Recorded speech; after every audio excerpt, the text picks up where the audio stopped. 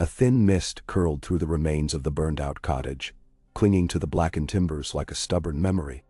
Ash drifted lazily on the morning breeze, the scent of charred wood heavy in the air. Beneath the skeletal rafters, Arya Stark knelt, her dark hair plastered to her cheeks with sweat and soot. The last flicker of defeat had been extinguished here, and as she straightened, she felt it, an ember of resolve, fierce and unyielding. She had come to the Riverlands as a faceless assassin, silent as the shadows she slipped through. Yet the land called to her now, not with whispers of vengeance, but with a plea for justice. Children wept in ruined villages. Widows crouched over meager hearths. Even the trees seemed to bend under the weight of fear and despair. And she, Arya of Winterfell, orphan and avenger, had blood enough on her hands. The Brotherhood without banners offered a different path. Not death, but defiance, not solitude, but purpose together. It was not a choice she had sought, but one that demanded to be made. She stood on splintered floorboards, her boots cracking them like brittle bones, and surveyed the devastation. A young man, barely more than a boy, lay spat upon the ground. His tunic bore the sigil of House Frey, but the knife at his throat told a different story. The Brotherhood was known to spare those sworn to the Riverlords, demanding that they wander nameless and penniless rather than wield the knives they once bore. Mercy, they said, was the blade that cut truer than steel. Arya sheathed needle, its small hilt warm against her palm, and pressed a fingertip to the soldier's pulse. Faint, but steady.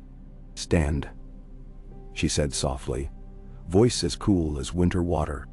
Live, and remember what brought you here. He scrambled to his feet, legs trembling, and met her gaze with wide, haunted eyes. The world had grown cruel, and yet her gaze was not hatred but challenge. He bowed, unsteady, awkward, then fled into the forest without a backward glance. Arya inhaled the damp air, tasting hope. Beyond the ruin lay a narrow path, trampled by travelers and vermin alike. She followed its curve, coming at last to a glade where ragged men and women circled a makeshift campfire. The Brotherhood without banners, outlaws by law, saviors in legend. Lady Stoneheart had dissolved into myth, and what remained of that spectral vengeance had given way to a tangible promise that the small folk would not perish hidden in the world's shadow.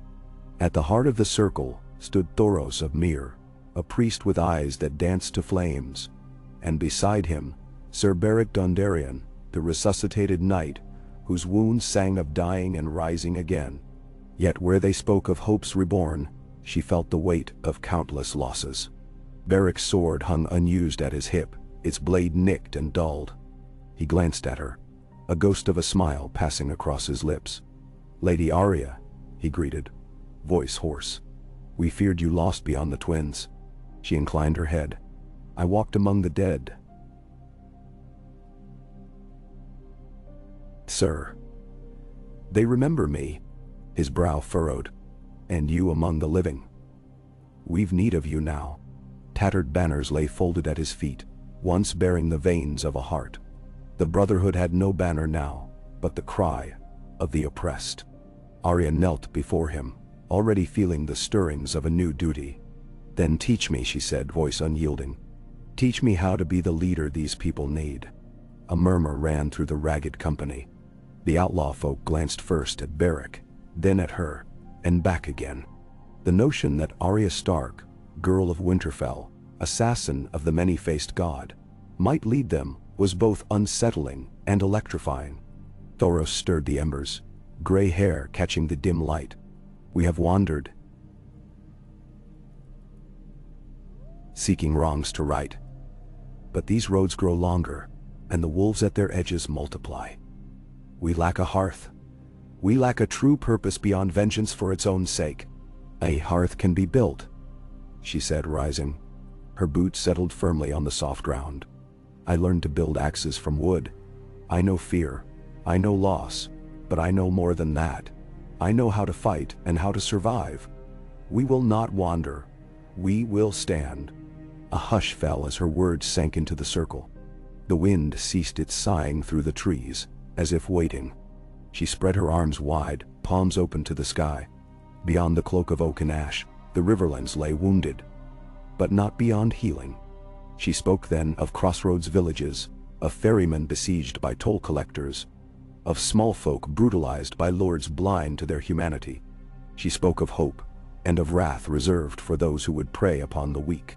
She spoke not as a stranger, but as one who had known cold and hunger in equal measure, and had lived to taste freedom. The fires in the eyes of the Brotherhood flickered and grew, until each face bore the light of possibility. That night, under a moon pale as milk, Arya Stark, no longer merely a blade in the dark, presided over the Brotherhood's first council. The earth underfoot was damp with dew, and each breath felt consequential. Names were chosen, supplies divided, routes mapped. The common banner was raised, a hooded figure cradling a candle, its flame steady against the night. It was a banner not of bloodshed, but of vigilance.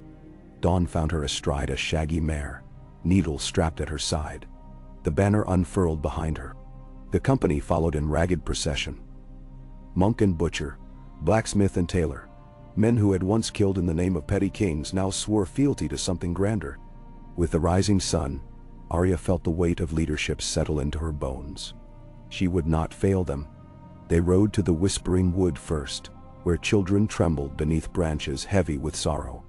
They freed a mill besieged by bandits, who in the glare of her presence fled as if chased by ghosts. They brought grain and medicine, learning that mercy was not weakness, but the hardest choice of all. With each victory, no matter how small, the banner of the Brotherhood grew brighter. Yet war never sleeps. Along the Mander's banks, a new threat arose. A knight's patrol, bearing the crest of House Tully, under orders to crush any who claimed justice beyond Lord Walder's decrees. Iron blades splintered against Greyjoy-forged chainmail. The riverbank became a crucible of steel and blood. Arya, a small figure in a leather jerkin, danced through the melee, needle flashing, direction shifting like the wind. Each stroke was precise, each step measured. Where one knight fell, another rushed in. She parried with the calm of a predator. Her eyes, cold and resolute, marked the rhythm of life and death. When the slaughter ended, the Tully men lay silent, and Arya stood unbroken among her people. She helped carry the wounded, ordered horses tended, the fallen given proper rites. The Brotherhood knelt with her at the river's edge, offering prayers to the Mother for guidance. In that moment, she understood the burden of being both sword and shepherd. The days that followed were a blend of strategy and compassion. She taught the Brotherhood to split their forces, to ambush supply lines, to lend aid to stricken villages and fall like thunder on oppressors.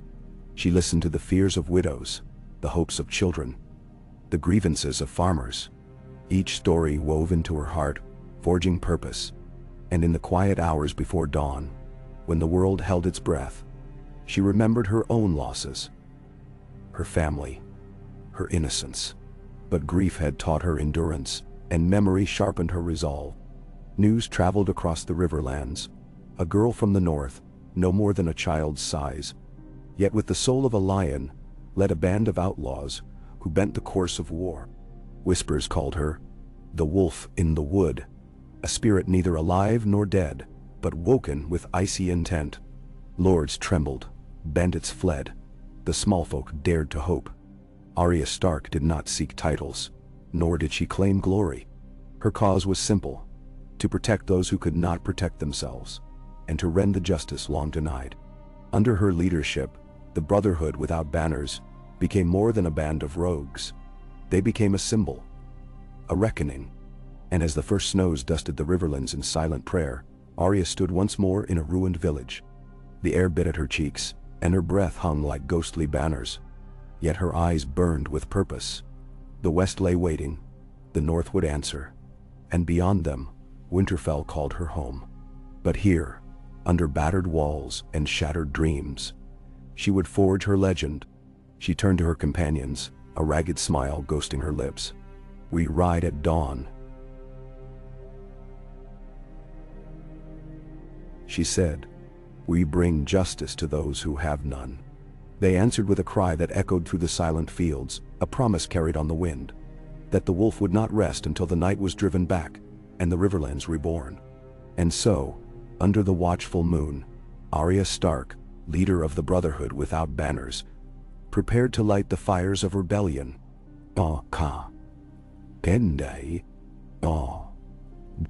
The pale light of dawn crept across the Riverlands, filtering through skeletal branches and illuminating the ragged banner of the Brotherhood, without banners as it snapped in the chill breeze. Arya Stark sat astride her mare, Nightshade, breathing mist as she surveyed her company. Rough faces, once highwaymen, millers, tailors, even a former septon, huddled in layered cloaks, their eyes bright with determination. The air was sharp with promise and fear, for today they would strike at the heart of House Crackhal's tyranny. The fortified hamlet of Deepwood Crossing, where the river split around ancient oaks, and where Lord Adam Crackhal's men extorted tithes, conscripted labor, and left fields fallow under threat of blade. Arya placed a gloved hand on Needle's pommel, feeling its steadiness. She had slept little. Dreams of Winterfell's ramparts mingled with memories of cold cellars and the dank corridors of the House of Black and White. But those dreams had hardened her resolve. She was no longer the child who clutched her wolf's head cloak as her world shattered. She was the wolf now, fierce in purpose, and the Brotherhood her pack. 2 hours until the river mist lifts, she said quietly to Thoros of Myr, who rode at her side. The Red Priest's eyes flickered with approval. Your flames will guide us, she added. When the mist parts, draw their guards to the ford. We'll cross under their noses. Thoros nodded. By firelight and faith. Beric Dondarrion trotted up behind them, armor battered, but resolute. And I will ride the eastern causeway, he said, voice low. My lightning will send them scattering. Arya allowed herself a small smile. Make sure it doesn't incinerate the bridge. We need them alive, if only to tell their lords what justice looks like.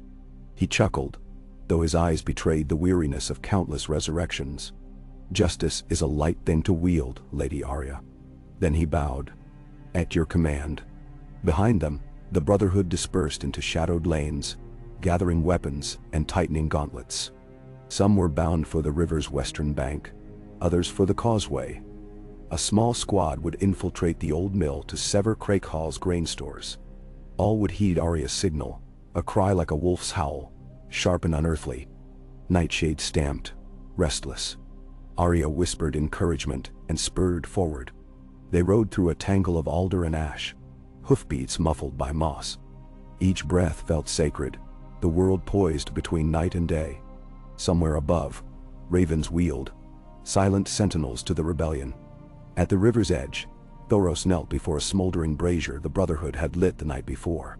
He murmured prayers to R'hllor, red light dancing across his scarred features. His hand hovered above the coals until flame blinked to life, a bright, tongue-licking skyward. Instantly, figures emerged from the mist, patrols numbered by the dozens, men in dull mail and green and black surcoats, eyes squinting at the glare. Thoros raised his arms. Behold, he cried. The fire roared, sending sparks drifting like wounded stars. The patrol wavered, drawn to the unnatural blaze. Arya signaled. A dozen riders plunged into the backing mist, cantering to the ford. They struck silent, swift. Each man on the riverbank felt Needle's kiss or thunder's weight. Within heartbeats, the crossing was abandoned, swords dropped, boots skidding in shallow water. Simultaneously, Beric's thunderous voice echoed across the causeway. The night channeled his strange gift. A bolt of violet lightning ripped through the pre-dawn, shattering the air and throwing Crackhal's guards into panic. Splintered shields clanged as men fled into the half-light. Beric reined in. Sword aloft. The Lord of Light shines on the righteous, he proclaimed, and scattered others with a second flash. On the southern flank, Arya led her contingent through waist-high reeds to the mill. 2 sentries slumped over a whetstone, drunk on ale. Needle slipped from its sheath, silent as breath, and in one swift motion they both nodded off, eternally. The door gave way to her shoulder. Inside, sacks of barley and wheat were stacked in neat rows. She gestured, and men set to work, loosening beams, stacking grain chests near the wheel, careful to spare the wheel itself. The plan. When the Lord of Light's fire dovetailed with Beric's thunder, the mill would grind to a halt, its stores lost to the river, depriving Crackhall of bread. A harsh shout split the night. Arya whirled to see Lord Adam Crackhall himself, crimson cloak swirling, steel grip tight on his sword. 2 knights of his guard flanked him, armor gleaming. He wore his lordly sneer with practiced disdain. "You, Stark's bloody little savage," he snarled. "Traitor. Witch. I'll skin you alive." Arya met his gaze. The river's mist curled at her boots. Her face was drawn and pale, but eyes bright as steel. She stepped forward. "You've skinned this land long enough, Lord Crackhall. For every blade you raise, 100 hands will rise against you." He lunged. Arya dodged, then struck, needle dancing like lightning. Her blade nicked his thigh. He roared and pressed the attack, blade clashing against hers. She parried, twisting under a heavy blow that might have broken her wrist. Yet she danced in the dim, her small frame a blur. A slash. Metal bit her leather, and she gritted her teeth. Sparks flew. She fainted low, then flicked up, slicing his gauntlet. He yanked back, surprised. And in that moment, Arya's second blow left a cut across his forearm. He roared, impotence and rage fueling him, but Thoros hurled a torch through the open mill door. Flames licked the thatch roof. The knights turned to flee as smoke poured through cracks. Arya seized his cloak and threw him into the wall. "Run," she told him. "Tell your master what awaits those who prey on innocence." She watched him scramble past flaming beams, siren wail of collapse behind him. Then she turned to her people. "Now!" she cried. Men and women sprang into action. Barrels overturned into sluiceways, the wheel's supports sawed through. With a groan of ancient wood, the wheel lurched, then shattered. Water roaring through the breach like unleashed fury. Grain spilled into churning currents, a golden wave that carried sustenance away and left Crackhall's ambitions stranded. In minutes, the mill lay half-drowned. Ash swirled from the burning thatch above, drifting across the river like ghostly petals. The Brotherhood gathered on the embankment, breath heavy, hearts pounding. Arya wiped soot from her cheek, watching children of the hamlet emerge from doorways, eyes wide with stunned gratitude. "We do not take more than we need," she said, voice steady. "This grain flows for all who starve under Crackhall's yoke. Let the river carry your fear away." A murmur of relief rippled through the crowd. For a moment, the world held its breath. A victory, not of conquest, but of deliverance. That night, at camp near the ruins of an old sept, Arya held council. Maps were spread on a blanket. Stone walls of deep wood crossing, patrol routes of Crackhall's men, hidden fords and tangled paths. Thoros propped up jugs of cider. Beric tended his wounds, humming soft prayers. Around the fire, smiths sharpened swords, tailors mended cloaks, and boys carried bowls of stew. Arya traced routes with her finger. 8 noon tomorrow, she said. "We strike Deepwood crossing from 3 sides. 20 with me, 20 with Thoros to the west gate, 30 with Beric at the eastern causeway. We'll starve them out, cut their supplies and take the bridge. Once we hold it, no reinforcements can cross." "Mentor 1. Beric nodded, though fatigue lined his face. "The bridge is narrow. My men can hold it against twice our numbers." Thoros tapped the map. "If I ride with my torch through the tunnels beneath the western wall, I can set the gate aflame. Their defenses will falter." Arya folded her arms.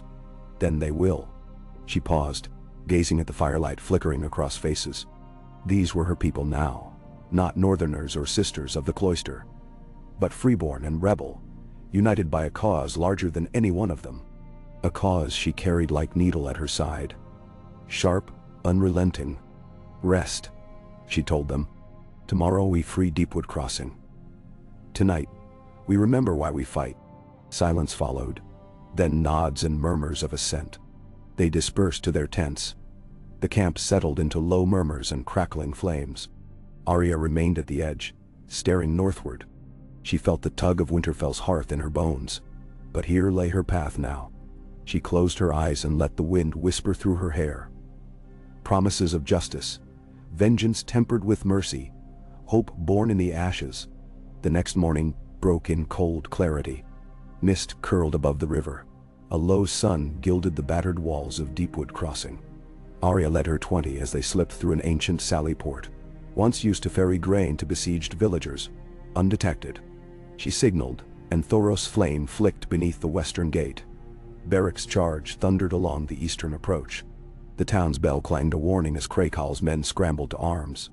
But it was too late. From the sally port, Arya's contingent fanned into the narrow streets.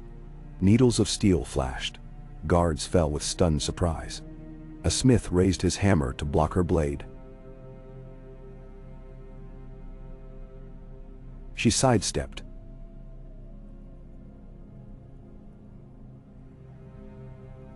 Slashing across his thigh. And he crumpled. She left him breathing. Screaming, but alive. A lesson and a warning. Soon the inner courtyard lay empty of defenders. Villagers peered from behind shuttered windows, uncertain. Arya lowered her sword and bellowed. "This town is free. No more tithe, no more conscription. You are no one's chattel." Cries of "free" rose. Children squealed. Mothers brought water. Men emerged from cellars, faces bright with tears. From the walls above, the remnant of Krakal's banner, a golden hammer, was yanked down and trampled beneath boots. Arya dismounted. Thoros and Beric joined her, triumphant. She looked upon the freed folk, gray eyes brimming. In that moment, leadership crystallized within her. Not as command born of fear, but as service wrought by compassion. She knelt, touching the cobblestones. "This place belongs to you," she told them. "Build anew. Tend your fields. Raise your children in peace." A man stepped forward. Thin, stooped, once a hammerman at the bridge. "Lady Arya," he said, voice trembling. "Will you stay? Teach us to defend ourselves, so no other lord can chain us again?" She looked around, at happy, hopeful faces, and smiled with both warmth and sorrow. "I cannot remain," she answered. "My path lies beyond these walls, but know this, I will return if these people need me. You have the tools to defend your own now. Teach your children well." He bowed. She rose and embraced him lightly. "The wolf of the wood goes onward," she said, "but the pack is forever." That night, campfires burned bright in Deepwood Crossing. The old mill's wheel had been replaced by makeshift presses. The town was alive with song and lanterns. Arya watched from a ridge, nightshade nuzzling her shoulder. Beric approached, nursing a tankard. "You could make this a capital," he mused. "The Brotherhood seat of power." Arya shook her head. "A seat of power corrupts. Better to be wind, swift, unseen, and free." She raised her own cup to the dance of lights. To freedom, then. They drank beneath a star-pricked sky. In the distance, the whisper of other roads called. Oakenshield hold Leicester Fields, the shattered ruins of Thornford. Tyranny awaited them everywhere. But so did hope. Thus the Brotherhood without banners rode on, led by a wolf no longer alone. Under Arya Stark's command, they carried justice like a blade, tempered by mercy, sharpened by conviction. And as winter deepened across the land, their legend grew, a beacon in dark times, a promise that no one need cower in shattered homes, for the wolf would come. And in the hush before new dawns, when the wind rustled through broken fences and down empty hallways, the small folk whispered her name, Arya Stark. "Lady of the Brotherhood, wolf in the wood, shield of the powerless." They spoke of a girl who became a leader, her heart forged in loss, her spirit unbreakable. And in that telling, the Riverlands believed that one day, under her watchful gaze, The long night itself would be driven away. The dawn broke pale and gray, mist hanging low over the riverlands as Arya Stark urged Nightshade into a steady trot. Behind her, the Brotherhood without banners moved as a silent river of leather and steel, each rider and footman keyed to a rhythm. Word of Deepwood Crossing's liberation had spread swiftly. Peasant songs floated on the wind. Crones wove her name into prayers, and the surviving banners of tyrants trembled in their halls. But Arya knew the road ahead would be darker still. The Crakehalls would rally their houses. The Freys and Lannisters would press their own claims. And closer to home, the war for the North was not yet decided. Yet in her heart, she carried the spark of possibility. And for April's muddy roads and winter's stained fields, she would be the torchbearer. They headed north along the Mander, skirting abandoned hamlets and fording silent streams. At midday, they paused at a ruined keep. Rook's Rest, once a proud flint bastion, now soot-blackened and half-collapsed. Its garrison had fled before they arrived. Only the bones of horses and cracked water cisterns remained. Arya dismounted and picked her way through shattered planks, finding scraps of leather and broken helms. She knelt before a fallen banner.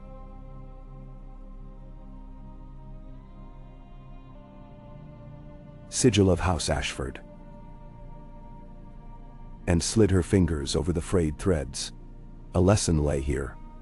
No fortress held unless its people believed they could defend it. She raised her gaze to the battlements, where an owl's cry echoed hollow. "We build anew," she told her companions when they gathered. "Gather wood, mend walls. Let Rook's Rest be our waypoint for those seeking justice." Thoros cracked a grin. "A home for the wandering fire?" Beric clapped her shoulder. "Even the dead could sleep here in peace." By nightfall, timber was hauled, broken masonry stacked, and smoldering hearths fed on dry brush. The Brotherhood smith worked lanterns into crude hinges. The woodcutters felled sturdy oaks to shore up the gate. When the moon rose, the keep shone with the promise of refuge, and Arya walked its ramparts alone, wind tugging at her hair. She closed her eyes and thought of Winterfell's towers, of home. One day she would return. But first,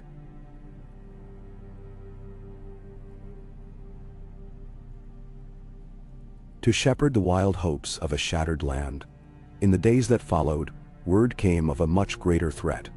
Sir Richard Maltravers, the self-styled champion of the Riverlands, had declared himself protector of Raventree Hall and was gathering a host of mounted bannermen.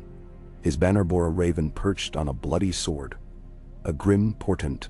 He claimed to bring order, but his methods were brutal. Villages razed, suspected rebels hanged from weeping willow limbs, fields salted and torched. The small folk whispered that Maltravers reveled in cruelty, sending his men on midnight raids to seize food and women alike. His rising host now threatened Rook's Rest and the freeholds beyond. Arya summoned her captains beneath the lantern-lit great hall. A long oaken table bore maps crudely sketched in charcoal. Thoros leaned over the southern approaches. Beric studied the woods to the east. Arya crouched by a stream that marked the road to Raventree. "He has perhaps 1,000 men," she said. "Heavy cavalry, well equipped. But he relies on shock and slaughter, not subtlety. He expects peasants to tremble. Instead, we will goad him into terrain where his horses cannot run." "Men?" She tapped a point on the map. The Blue Fork River, swollen with spring rains, curved through a deep gorge. "Here," she said. "We lure his vanguard into the gorge.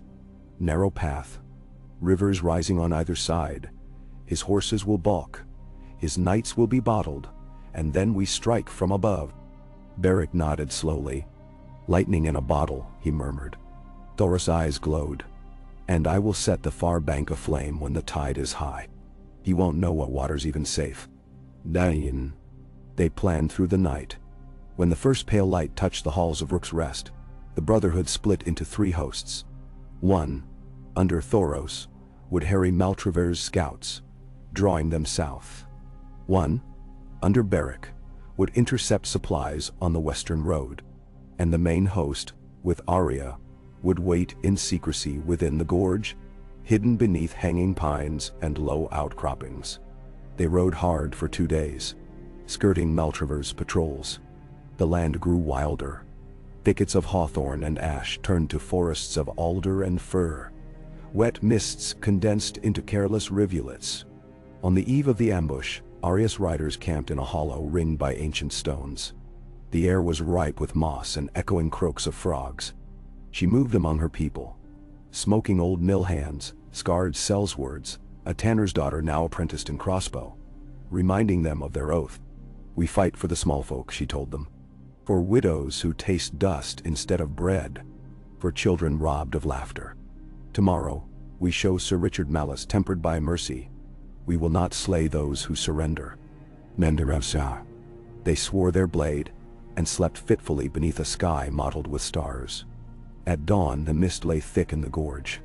A mournful crow perched high above, its silhouette stark. Arya motioned for silence. She slid needle free, its steel whispering. The sharp hiss of hooves answered. Maltravers's vanguard came into view. Gleaming helms, coats of black and crimson, trumpets faint in the clamor of men. They rode single file on the narrow path, lances angled, eyes fixed on the gloom ahead. When the cadence was right, Thoros' band struck the western bend. Arrows hissed like angry wasps, fletched shafts embedding into shields. The knights spurred their mounts, but reached the sudden walls of flame Thoros had lit at the riverbank. Horses neighed in terror, rearing back. A volley of javelins pitched from the trees. The narrow path turned to slaughterhouse. In the choke point, Arya's host descended. She leapt from a ledge, steel flashing, and landed amid armored riders. The ground heaved with hooves. Every knight expected a feral girl, not a dozen wolf-like figures. They slashed at swords, crushed under boot heels, fell into the murky water. Beric's thunder rattled the stones as he charged down the path, his blade crackling with power. Shields shattered.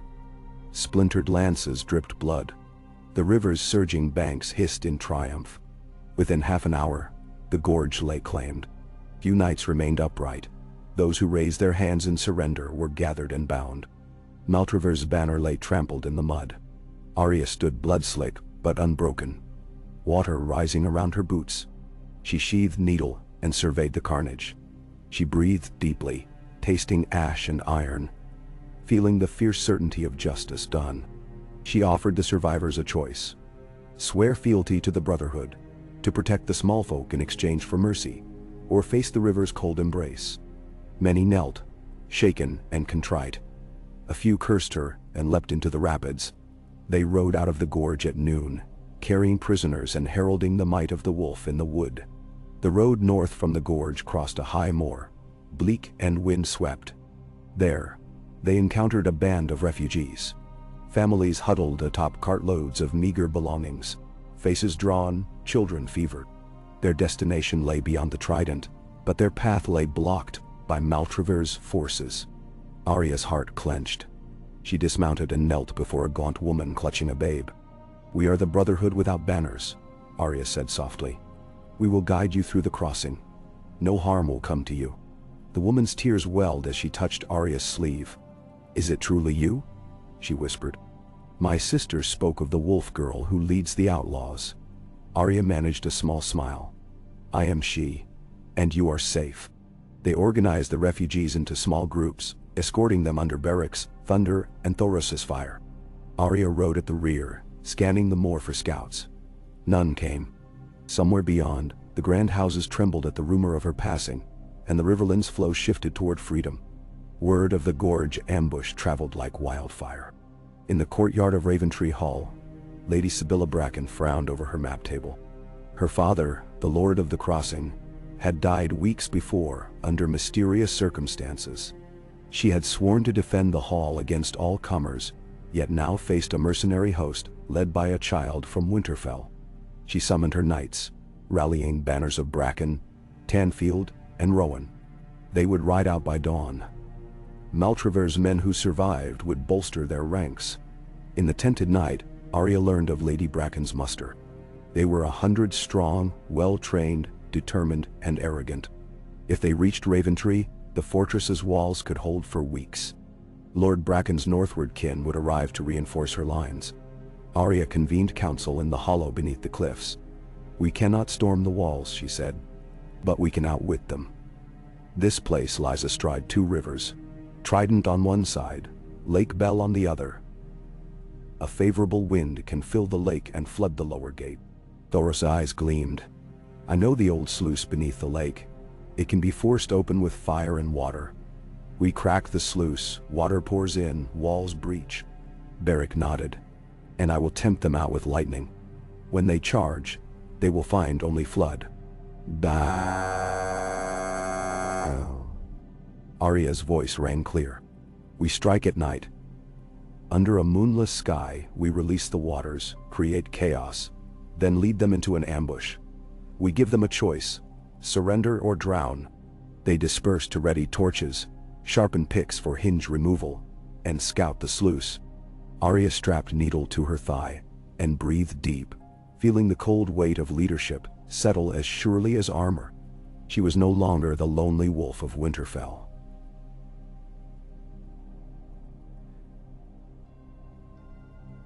She was the pack, the insider of rebellion, the blood wolf who would not rest. The night they marched on Raventree, a low wind whispered through reeds. The lake lay black as oil, the castle's towers looming like silent judges. Arya led 20 men along an abandoned embankment. Another 20 followed Thoros to the sluice gates. Beric took 30 to the lower gate, where he would challenge the defenders to open it. At the sluice, Thoros set fire to the wooden lock. Flames roared, unbending the iron bolts. Water seeped through cracks, then poured into the tunnels below. The lake's level sank in silver sheets, and the lower walls began to moan under the pressure of redirected currents. Above, Beric galloped with torch and thunder, chanting, "Who commands the river?" Raventree's bannermen awoke to roars and plashing waters. Their knights poured onto the walls, torches drawn. Beric raised his voice and unleashed lightning across the courtyard. Panic seized their hearts. As they fled the gates, they waded into ankle-deep water, slipping and stumbling. Then Arya's band fell on them from hidden pits, spear points rising like reeds from the mud. Steel rang, curses echoed. Many knights drowned in the sudden flood, their armor clanking beneath the water as they sank. Lady Bracken rode forth on a black destrier, sword gleaming. She cut down a fleeing squire, then faced Arya on the battlements above, eyes flashing wrath. Arya met her gaze, needle poised. They circled, rain-slick stones beneath their boots, and clashed steel. Bracken fought with the training of a true knight, swift and precise. Arya danced with the feral grace of a wolf. Feint and strike, vanish and reappear. Finally, with a deft twist, Arya disarmed her and pressed Needle to her throat. "Yield," Arya said, voice cold as winter's first frost. "Spare your people." Lady Bracken's chest heaved. She spat blood of her lip. Then she sank to one knee. "I yield to the wolf," she said, voice broken. "The Riverlands belong to the small folk." Arya let her rise.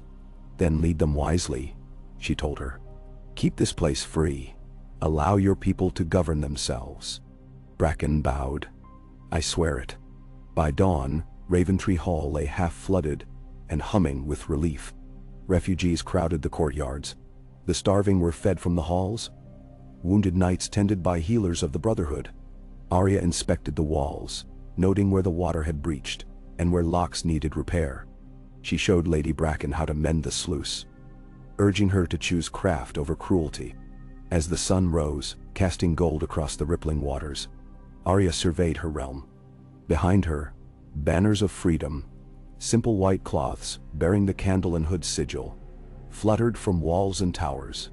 Freed townsfolk cheered, children waved from battlements. Birds wheel overhead, their cries bright. Arya felt a hand on her shoulder. It was Thoros, face soot-stained but eyes bright. "You have done what few could," he said. "You have lifted walls and water as one. You have shown cruelty that mercy tastes sweeter." Beric joined them, chanting a prayer for the dead. Arya nodded. "We ride on," she said. "There are more like this. Ashford, Longwaters, the twins. Tyrants who think small folk are cattle. We ride for them next. No.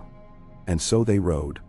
A host of mad wolves and prancing flames, thunder and mercy, leading the small folk's armies toward shattered castles and tyrants' halls. Word of their deeds reached every vale and hill. Peasants sharpened pitchforks. Merchants sent food northward under the wolf's banner. Even the Lannisters murmured of a child who carried justice like a sword. Beyond the meadows of Harrenhal, Arya paused at a crumbling stone bridge. The mighty fortress loomed across the river. Oval walls, broken towers, a legacy of madness. Once its overlord had been cruel, then dead. Now it lay empty, beset by ghosts and brigands. She would claim it for the people. A citadel of defense, a haven for scholars, healers, and all who dared dream of freedom. She turned to her captains. Harrenhal will be the seat of the Brotherhood for a time, she said. We hold it as proof that the small folk can govern. Let no tyrant occupy its halls. They smiled and shouted agreement. Beneath her, Nightshade pawed the earth, eager. She patted its flank and mounted. Then we ride, she said. The host advanced through willow groves and muddy fords, dragging wagons of provisions, families in tow. The sun blazed as they reached the outer gate of Harrenhal. Masons and laborers leaped to work, raising drawbridges, clearing debris, setting guard posts along collapsed walls. Thoros built a pyre for the hall's ghosts, that their spirits might rest. Varric oversaw the training grounds, drilling former brigands now sworn to justice. Years would pass before Harrenhal gleamed again. For now, its stones bore scars of war. Yet under Arya's command, it began to hum with life. Markets set up in ruined courtyards, children learning letters by lantern light, smiths forging simple tools. Here the wolves would make their stand, and from here they would fan out once more, bringing the promise of safety to every corner of the Riverlands. As she walked the halls one evening, needles slung at her side, cloak drawn against autumn's chill, Arya paused before a shattered window. Amber leaves drifted across the floor like embers. She closed her eyes and listened. The patter of footsteps on flagstone, whispers of children learning to read, the crackle of fires rekindled. A soft voice came behind her. Lady Sibylla Bracken, now clad in modest garb and bearing a satchel of scrolls. My lady, the people wish to thank you, she said. They've gathered stories, songs, and blessings for you. They wish to send you forth with their love. Arya turned, face half in shadow. I do not do this for thanks, she said. I do this because no one should starve, because no child should tremble at night, because I will not stand by while the small folk suffer. Oh no, Bracken nodded. Of that I know, but they still wish to give. Here. She offered a parchment scroll sealed with cloves. Read it when you have a moment. Arya took it gently and tucked it into her cloak. Thank you, she said. For everything. Bracken bowed and left. Arya returned to the parapets, gazing out over the broad plains. Beyond lay countless holdfasts and villages. Crakehall, Bracken, Ashford, Frey, all in need of justice. She flexed her fingers around Needle's hilt. The road would never end. Each victory merely opened another front. But she felt no weariness, only purpose. In her hand, she unfurled the parchment. The words within were simple. To Arya Stark, Lady of the Brotherhood, Defender of the Riverlands, the small folk offer their eternal gratitude and swear their fealty. May your shadow never fade. Beneath were hundreds of signatures. Farmers, weavers, fishermen, smiths, each marking their hope. She rolled the scroll closed and pressed it to her heart. Then she stepped back from the parapet, needle glinting in torchlight. Beyond Harrenhal's broken walls, the world awaited her. And as the wolf in the wood, she would answer its call again and again, until the Riverlands rose from the ashes and stood free at last. The wind had turned colder by the time Arya Stark and the Brotherhood, without banners, rode south from Harrenhal. The scarred stones of the great castle receding behind them, like a promise fulfilled and yet unfinished. Autumn's palette, burnt umber, fiery gold, and the dull green of tenacious ivy framed their path, and each rustling leaf whispered of lands still crying out for justice.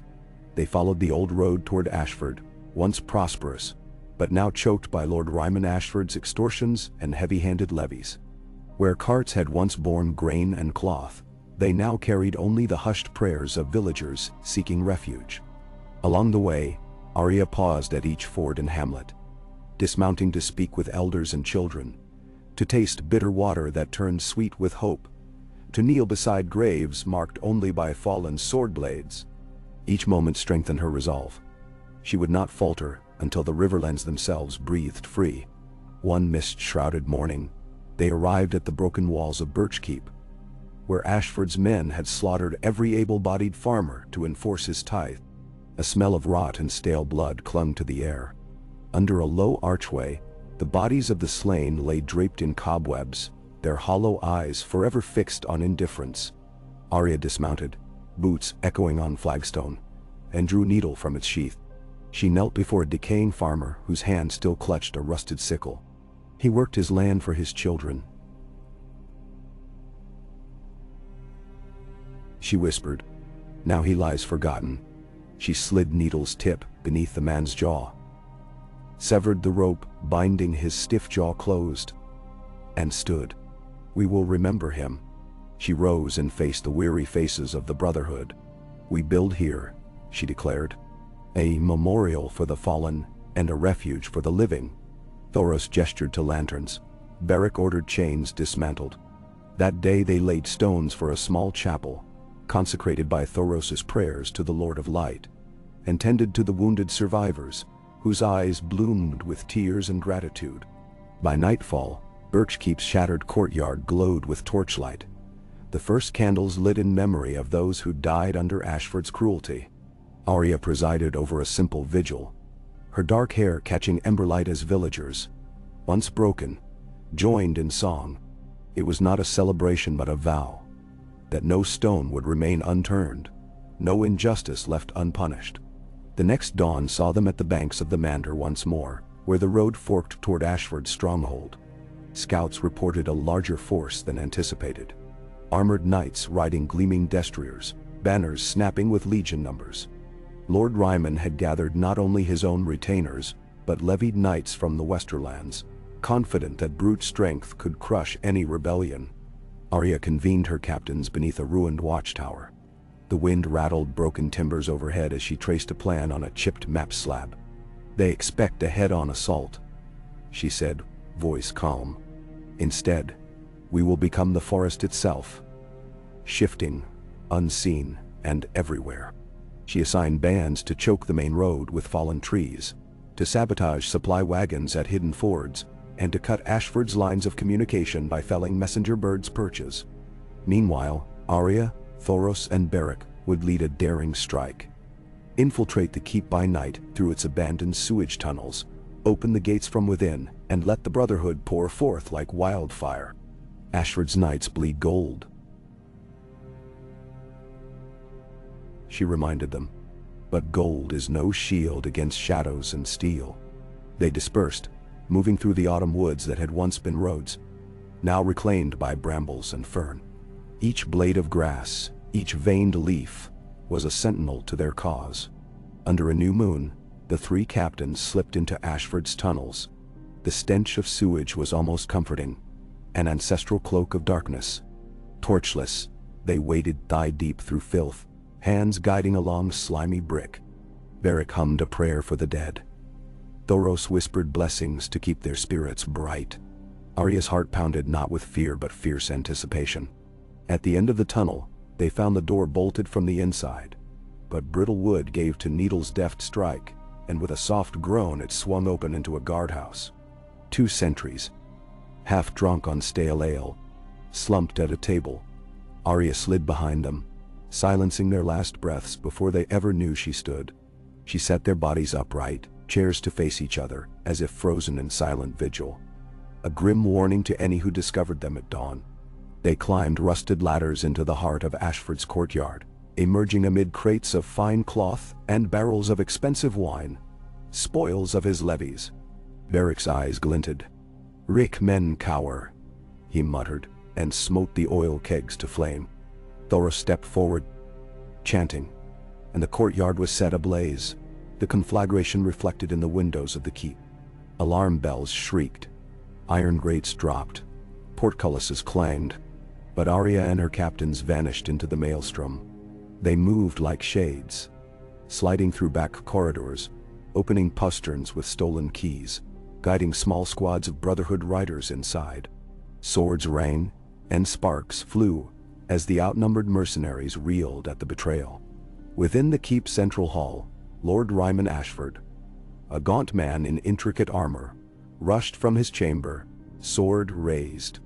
His courtiers fled as ebony-clad figures slipped through the flames, cutting him off. Arya stepped forward, needle gleaming. He sneered. Sure his knightly skill would triumph. They clashed. Steel rang, sparks leapt, and for every blow he landed, she answered twice over. A feint up, a slash across his thigh, and he crumpled, gasping. She pressed needle to his throat. "Your gold bought only fear," she said. "Now your people have price on their heads no one can pay." He bowed, shuddering. "Mercy, please." She stepped back. "Then pay it forward." She waved her hand, and her riders seized him and his remaining men, binding them. As dawn splintered over Ashford's shattered battlements, the Brotherhood rode out with banners held high. White cloth bearing a single black hood cradling a candle. From every gate emerged villagers, faces pale with sleep and sweat, but alight with something new. They raised cries of freedom that echoed across the autumn fields. Arya remained until the last prisoner was released to the small folk. A procession of captives led by the former lord, made to kneel before the people he once claimed as chattel. With tears in their eyes they pardoned him, offering grain and cloth as they would to one of their own. He wept openly. Arya stood at the edge of the courtyard and watched the mercy she had decreed unfold. The wind carried the scent of smoke and fresh bread, mingled with something indefinable, a promise. A rider approached bearing a scroll sealed with the sandstone emblem of Castle Derry. Lord Jonas Derry, known for both cruelty and cunning, had committed fresh outrages, burning villages that refused his tithes, raising septs for lack of coin. He dared to thunder that Arya Stark was a myth, a gossip's fancy. Now he sought to crush the Brotherhood once and for all. Arya broke the seal and read swiftly. She looked up, eyes fierce. "Derry's host marches for Derry's crossing," she said. 400 knights and sellswords. They will arrive in a fortnight. Beric's jaw tightened. They will find shadows and fury. Thoros sighed. So much death. Arya sheathed needle. So much hope. She corrected him. "We ride at dawn, and we will show them no mercy unless they choose it." Then, over the next days, the Brotherhood moved like ghosts, shadowing Derry's supply lines, ambushing patrols and freeing those forced into unpaid corvée. Each victory was small, 10 men here, a cartload of grain there, but they wove a web of resistance that Derry's knights felt in every step. By the time the main host reached Derry's crossing, the fields lay scorched but unbowed, the villagers' defiance echoing in their ears. The host encamped on the river's north bank, confident. They had the numbers, the armor, the arrogance. Arya took her counsel in a hollow beneath an ancient willow whose roots held centuries of secrets. "We will stand on the bridge," she said, tracing the planks with her finger. "They will cross at dawn, sun at their backs. We will let them come, then strike the center, sever both halves, and trap them." Beric nodded. "My thunder will shatter their lines." Thoros raised a chalice of oil. "And my fire will burn their pride." Arya cocked her head. "And I will bleed them cold." She looked at each in turn. This bridge must speak to them of despair. They must know that cruelty finds no passage here. And how? At first light, Derry's host formed ranks on the bridge, steel shining. A trumpet blared. They marched forward, confident, their horses sure. Halfway across, Beric unleashed thunder from the west bank, an avowal of power that shook wood and bone. Shields shattered. Cavaliers tumbled, their horses rearing into the river. Then Thoros appeared, torch in hand, scaling the parapet. He set barrels of pitch alight. The flames roared, consuming officer pavilions on the bank, and sending billowing smoke across the water, blinding them. Confusion reigned. Knights stumbled as fire licked at their heels. Amid the chaos, Arya led 30 riders onto the bridge's center plank. They fought with the cold precision of northern winter. Spears thrust through gaps in armor. Arrows whispered past steel plates. Needle danced the dance of death. Screams echoed between the stone walls. The captured knights, their banners soaked in blood and disgrace, begged for quarter. Arya spared those who knelt, leaving them disarmed, but alive to tell their lord that mercy could be nobler than victory. By midday, Derry's host lay broken on both sides of the river. Survivors staggered back toward their camp, faces ashen. The bridge stood half-melted in flame, a ruin that whispered of reckoning. Arya surveyed the carnage. "No more passes like this," she said. "Let word spread that the wolf's vengeance is swift, and that mercy is offered only to those who surrender." Her people cheered. Banners of the hooded candle flourished amid the falling ash. With Derry's crossing secure, Arya paused to speak with villagers who had once served Derry. She sat among simple wooden benches in a ruined farmstead, listening to their tales. Wives beaten for asking too many questions, children conscripted to carry arms, fields flooded or burned on whim. She pressed their weathered hands. "You will be safe," she vowed. "The Brotherhood guards these roads now." A weaver's daughter, eyes bright with a fervent light, stood before her. "Lady Arya," she said, "I have spun a cloth for you, a banner of our gratitude. We wish to bear it ourselves, but we have no skill in war." Arya accepted the cloth. It bore a simple design, a white candle nestled in a hooded cloak, the flame steady against a black field. "No symbol better suits," she said. "It will fly above every keep we free." That night, under a moon blood-red with autumn mists, Arya met Thoros and Beric around a blazing pyre at Derry's crossing. They watched the embers rise, each spark a fallen foe or a memory forged. "Soon we ride for the twins," Beric said. "House Frey will not suffer this rebellion lightly." Thoros shivered. "And the Lord's alliance watches us, even now." Arya nodded. "Then let them watch. Let them see that power lies not in gold or steel, but in the courage of the small folk. We ride at first light." Thou. The march toward the twins was a study in grim determination. The Freys had sealed off the crossing, their walls bristling with crossbows and bristling with soldiers. But they could not seal the hearts of the people. Anywhere the Brotherhood passed, they found secret paths. The hidden ford under Crow's Wood, the back ladder through the twin sewers, and whispers of sympathizers within the walls themselves. Arya halted on the west bank of the Green Fork, staring at the stony towers opposite. The river ran deep and cold. The air tasted of distant wars. She turned to her captains. "We will not storm this place," she said. "We will open its gates from within. The small folk hold as many keys as the Freys believe theirs alone." They spent 2 nights scouting, taking counsel with local farmers who slipped through patrols to meet them, offering maps of unguarded paths and schedules of watch rotations. Soon they had a plan. At moon's high, Thoros would set the eastern gate ablaze from the inside, creating a panic. Beric would lead a charge through the main gate once opened, and Arya would slip across the river in a skiff, guiding a band of partisans who would unbar the western gate. When the night came, the wind carried the soft sigh of leaves.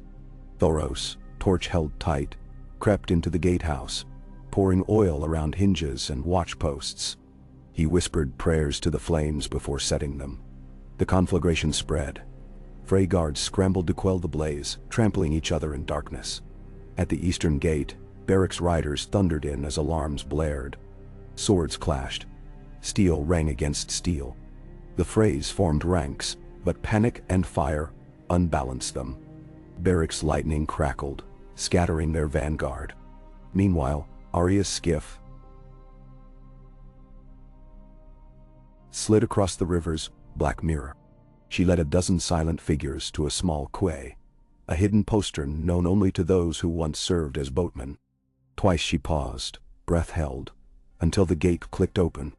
They slipped inside, dispatching the outer guard with swift justice, and swung the western gate wide.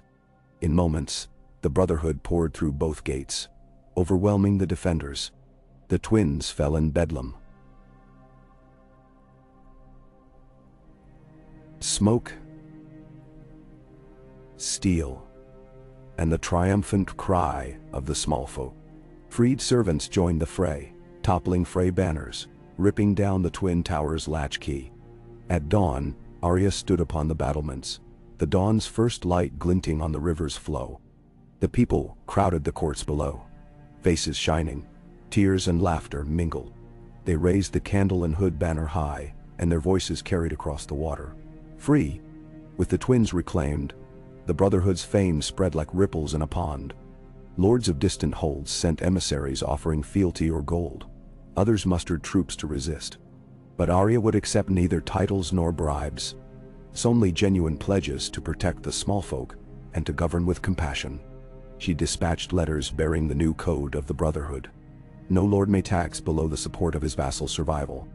All who yield may live. No man may rape, murder, or steal without challenge. The small folk's fate lies in their hands, and their protection is the Brotherhood's charge.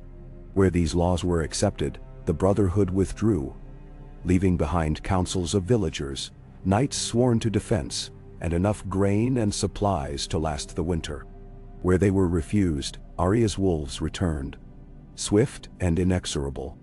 News reached the war camps of King's Landing itself, and even the hand of the king, now Lord Qyburn, sent inquiries. The realm's governors whispered of an army of avengers led by a wolf girl from the north, wielding justice and mercy in equal measure. Some laughed, some trembled, all watched. In a letter carried by an eagle from Winterfell, Sansa Stark wrote, "Sister, I have heard your legend from the northmost. Keep to the Trident's edge. Know that all of Winterfell stands with you. Though politics bind our hands, your cause is just, your heart true. Come home when your riverlands may breathe in peace." Arya read the letter beneath the high parapets of the twins. She pressed the seal to her lips. "Soon," she murmured, "but not yet." As winter whispered over the forests and fields, the Brotherhood prepared for its greatest challenge. To hold the line against the full might of House Lannister, whose banners stretched from Casterly Rock to the field of war. Rumor said they would send regiments west of the Trident, driving a wedge through the riverlands to cut the north from the crown. If they succeeded, every hard-won refuge would fall like a candle in the wind. Arya convened her captains at the twins' great hall, warm with hearth fires and council tables. She laid out the map. 4 main columns of Lannister host, each ripe for interception. "We cannot meet them in the field," she said. "We must fracture them on the march. Harry their flanks, poison their wells, burn their magazines, and force them into the deep woods where our wolves hunt best." Thoros frowned. "You ask much." Arya's gaze was steady. "I ask what we have always asked, to stand for those who cannot stand for themselves." Beric placed a hand on her shoulder. "Then we ride." Thus the Brotherhood set forth once more, winding through hidden passes, through frozen forests dripping with icicles that tinkled in the wind. They lay traps of sharpened stakes under thin snow, ambushed column after column, and cut supply lines so that Lannister knights subsisted on stale bread and freezing rain. Each skirmish was small, but each slowed the invaders, wore them thin, and turned their pride to frustration. At Muir's Pass, Arya's band intercepted the Crown's elite heavy cavalry. On a narrow defile, she waited with 30 chosen riders. When they charged, she dove into the underbrush, re-emerged behind them, and cut the great warhorse's hamstrings. Knights dismounted, armor useless in mud and snow, easy prey for needle's keen edge. Mercy was rare that day. Word spread through Lannister ranks. The wolf girl was everywhere. Unkillable, unyielding. Panic gnawed the hearts of men who thought themselves masters of war. Winter deepened. Snow draped the land like a shroud. Winds howled through empty castles, and the small folk huddled in warm halls tended by brave souls. The Brotherhood's code had taken root. Former serfs now sat in council, making laws for their own defense. Freed knights upheld honor, not tyranny. Thieves became watchmen. Under Arya's guidance, these pockets of resistance grew into a network of allied freeholds, sending fresh recruits and supplies. And in this crucible of ice and steel, Arya held her own council in the hollow beneath Krau's wood. The embers of a dying fire illuminated her face, determined yet serene. "We have slowed the Lannisters," she said, "but the war will not end until they know they cannot hold even one stone of these lands. We strike for Casterly Rock itself." A murmur rose, then faltered. "Casterly Rock," cried a captain. "We are wolves of the riverlands, not lions of the rock." Arya's eyes burned. "Then we become the wolfsbane in their den. We will sail on the sunset sea, land at Fair Isle, and march into the west through their own gate. The Golden City will know that the small folk's cause is not to be underestimated." Thoros crossed himself. "A perilous tide."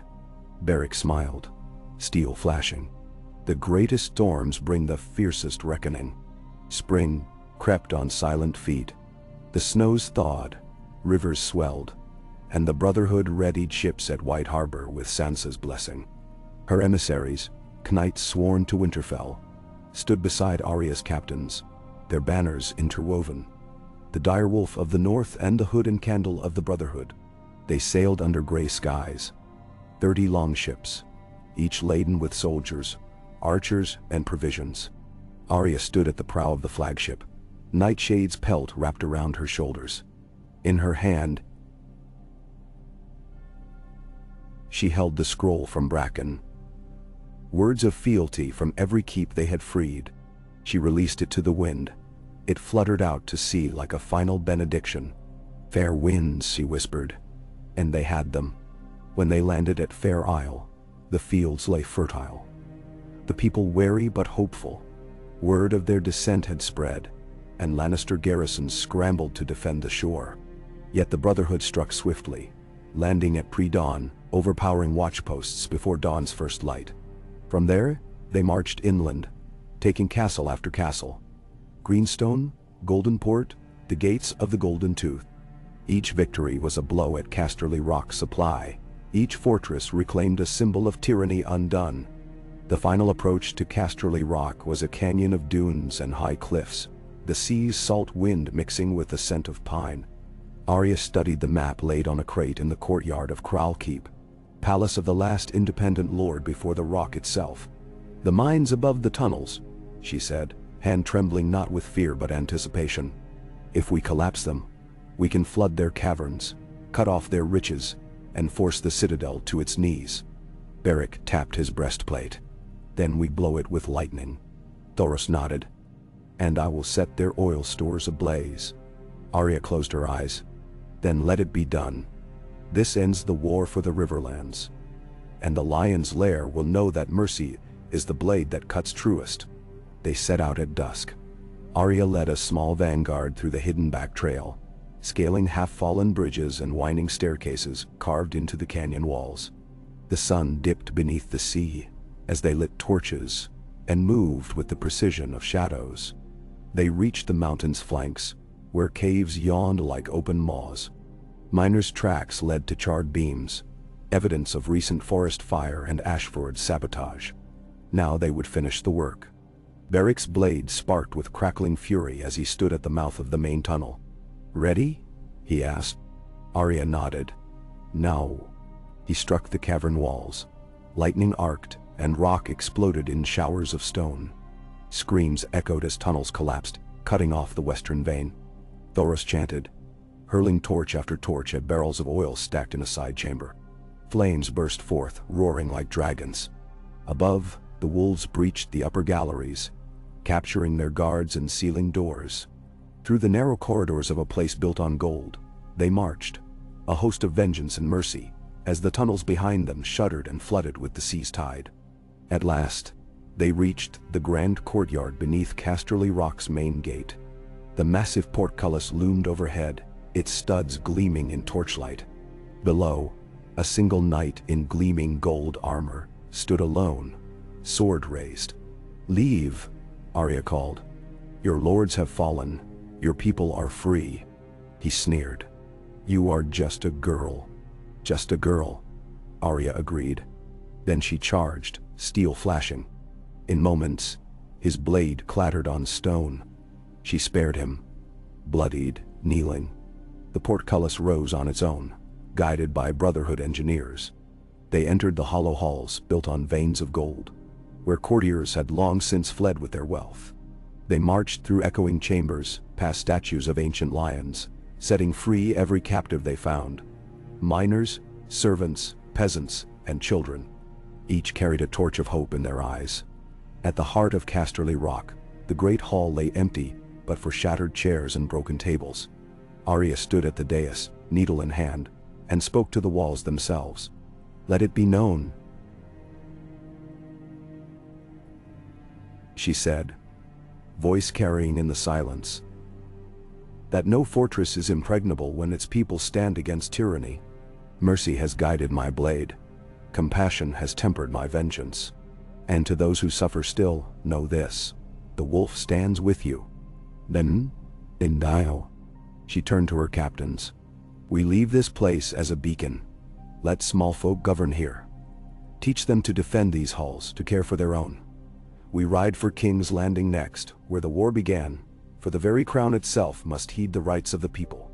Beric sheathed thunder. "To the throne room," Thoros nodded. "And the flames of truth shall light the way." They departed Casterly Rock at dawn, leaving behind a council of freed miners and craftsmen, their white candles burning atop the walls. Ships awaited them on the sunset shore.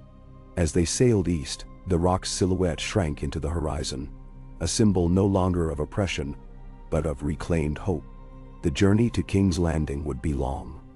Through the Stormlands, the Crownlands, past Blackwater Rush, and the Red Keep's looming towers.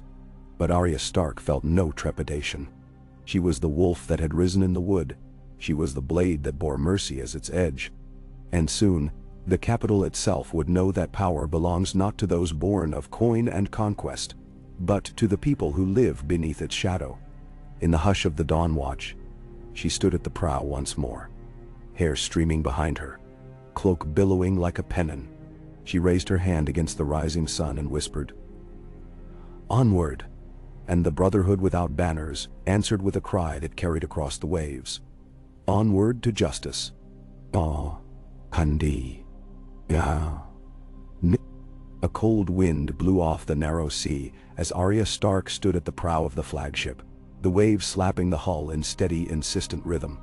Behind her, the Brotherhood's longships stretched in a ragged line, each bearing freedmen and freedwomen eager to see the capital's spires for the first time.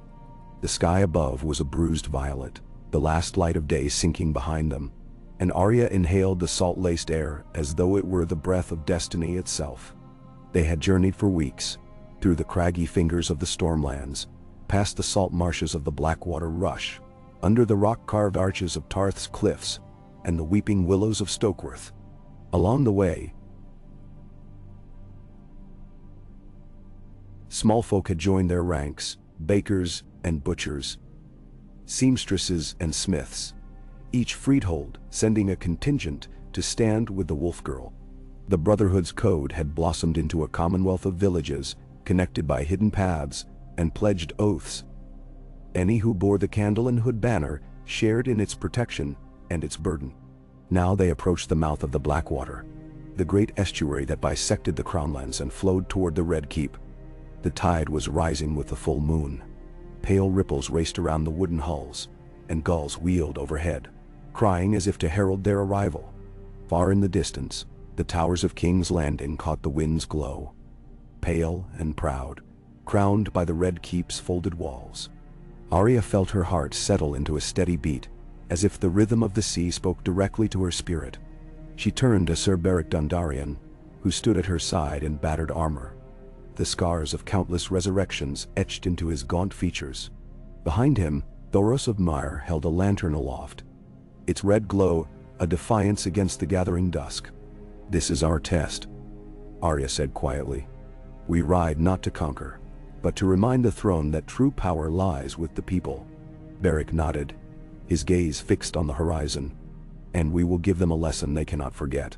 Below decks, the Brotherhood's captains gathered one final time. Alice Rivers, former healer turned strategist. Tom of the Butchers, whose booming laugh belied a cunning mind, and the Weaver's daughter, whose tapestries now charted their path across the land. They spoke in low tones of the plan. Secure the seals of the crown's officials, convene a great assembly, and present King's Council with the Brotherhood's code. They would demand an end to cruel taxes, enforcement of local councils, and equal justice for every subject of the realm. As the flagship slipped between the twin breakwaters of the harbor, lanterns winked on in the city above. Crowds gathered on the wharves. Fishermen's wives in heavy cloaks, children dangling line above the waters, and ragged street urchins who recognized the candle and hood sigils. They cheered and wept, and stumbled forward to touch the hull, believing at last that their champion had come. Glass and marble greeted them as they disembarked. The docks were a riot of crates and barrels, wine from the arbor, spices from distant shores, gingerbread scents that teased at memories of happier days. Gold-clad merchants scoffed at the ragged hosts, but each dragon in their purses fluttered with unease when Tom of the Butchers slapped them on the back and grinned. "Free passage," he declared, "by order of Lady Arya. Let no man impede the people's champion." "Men." Word of the Brotherhood's landing rippled through the city. Soldiers in the city watch shifted uneasily at the news. At every alleyway, a new lantern was lit, and more faces peered from shadowed windows. Above it all, the Red Keep loomed, a fortress of calcined stone and garnet banners, its terraces shining like a crown of embers. Arya led her host through streets thronged with common folk until they reached the city's heart. The Red Keep's outer courtyard, where carts spilled with food for the court and pavements rang with the clatter of hoof and boot. 24 royal guards, bedecked in crimson silks and gilded plate, barred the bronze doors to the great hall. Their commander, Sir Ulmar Payne, recognized her the moment she stepped between his lines. "You soil the king's peace with your rabble," he snarled, hand on pommel. "Turn back, wolf girl, before the city watch cuts you down." Arya lifted her chin. "I have freed more people than your king's soldiers have fed, and I will not be turned away." She drew needle, its steel gleaming in torchlight, and Sergeant Rivers and Tom of the Butchers stepped forward, knives bared. Sir Payne hesitated as the crowd behind Arya surged. Lanterns flared in the archways. Cheers rose. Mercy had always been the wolf's gift, but she would show none today. Payne backed down, signaling his men. The hall's great doors swung open. Inside, the great hall was sealed in polished ivory, its walls lined with statues of past kings. At the far end, the Iron Throne sat, sharp as a crown of blades, empty as though waiting for a new sovereign. Arya walked the length of the hall with purpose, each footstep echoing against rune-etched pillars. Behind her, the Brotherhood filed in, standing shoulder to shoulder in mismatched cloaks and battered armor. The chamber fell silent. Courtiers and ladies and lords in gleaming silks watched in stunned disbelief. Tapestries depicting conquest and royalty swayed where breezes found them. Candelabras flared. At the dais, the council table groaned under ledgers, scrolls, and gilded inkpots. A clutch of scribes cowered in a corner, their quills shaking. Arya halted before the throne, hands clasped on Needle's pommel. She raised her voice, clear and unwavering, and the hush deepened so that only her breath seemed to fill the chamber. "I stand here not for vengeance, but for justice. I am Arya Stark of Winterfell, Lady of the Brotherhood without banners. Champion of the small folk. I have freed villages under Frey and Ashford, rekindled hope where fear ruled, and shown mercy to those who surrendered. Today, I come to the crown itself, to offer laws that will bind the true masters of this realm. The people." "Ben?" She stepped forward and laid a leather-bound codex on the council table. Courtiers gasped as Alice Rivers and the Weaver's daughter unfurled it. On its cover was painted the hood and candle sigil, and beneath, words embossed in silver. "Articles of the People's Charter. Arya's voice rang out, each syllable measured. Article Y. No tax shall exceed the means of survival. Every levy must be approved by the local common council, representing the small folk. Article 2. Justice shall be swift and equal. No man, high-born or low, shall stand above the law. Disputes shall be settled by juries drawn from the people. Article 3. Armed service to the crown shall be voluntary, save in times of dire invasion. Corvée labor, impressment of sailors and soldiers, and forced levies shall be abolished. Article 4. Faith and worship are free. No sept or septon shall be desecrated for lack of coin. No man shall be forced from his hearth for inability to pay. Article VF. Should the crown neglect these articles, the people retain the right to rise in defense of their liberties. Then shall all lords shifted in their seats. A haughty Viserys Valerion whispered to a Tyrell lord that this was madness. Commoners drafting laws in the king's hall, and they exchanged uneasy glances. The small folk in the galleries cheered, their voices shaking the rafters. A footman hurried forward, bearing a sealed scroll. He lifted the king's seal, a lion's roaring head. Arya took it and broke the wax with her dagger. Inside was a short missive. By the authority of His Grace, King Tommen Baratheon, and the small council, these articles are received and shall be considered at the next full council meeting. All baronies, septons, and courts are to hold their sessions in accordance with the people's charter until the decree is formalized. By command of the hand of the king, Lord Quiberon of the Citadel. Murmurs rose. A stout septon crossed himself. A Tyrell lady peered through jeweled lashes, slits of concern in her gaze. Arya met each gaze in turn, her pale face set with gravity. "My lord hand, my king," she intoned.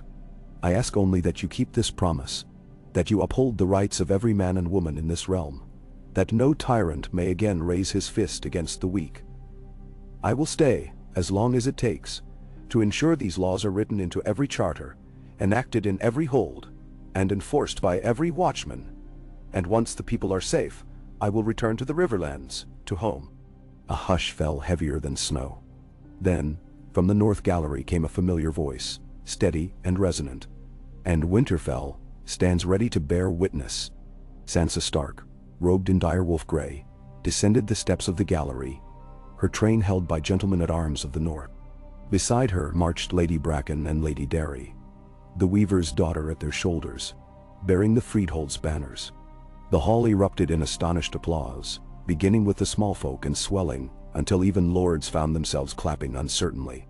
The hand of the king, Lord Quiberon, rose from his seat, a thin man with hawkish features and a device on his shoulder that hissed softly. He bowed once to Arya, then to Sansa Ty. "These are dark times, Lady Arya, Lady Sansa. The realm bleeds from civil war. Yet if these articles guide our way, we may yet see healing." Sansa inclined her head. "My sister speaks for more than the Riverlands. She speaks for the realm." Tommen Baratheon, timid yet determined, stepped from the shadows of the dais. His crown gleamed under candlelight.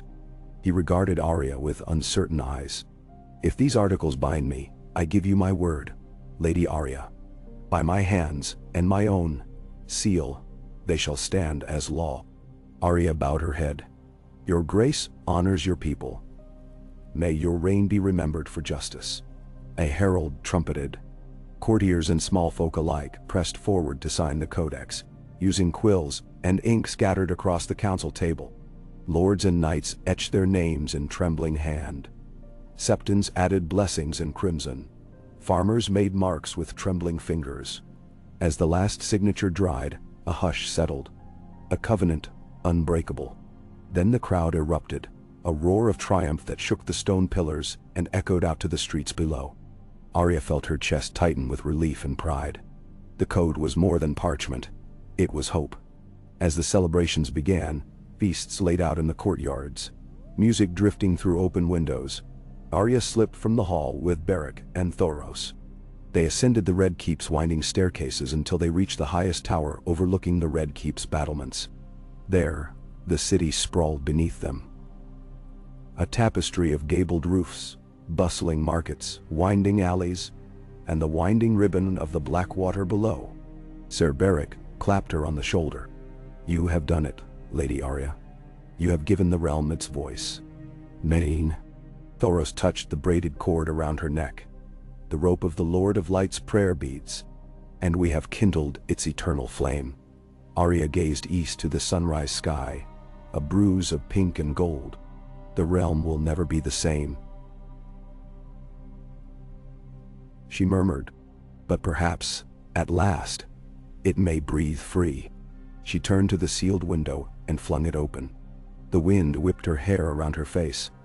Far below, people flooded the streets in jubilation. In her hand, she held Needle, an instrument of mercy and justice. She raised it to the dawn. "Onward."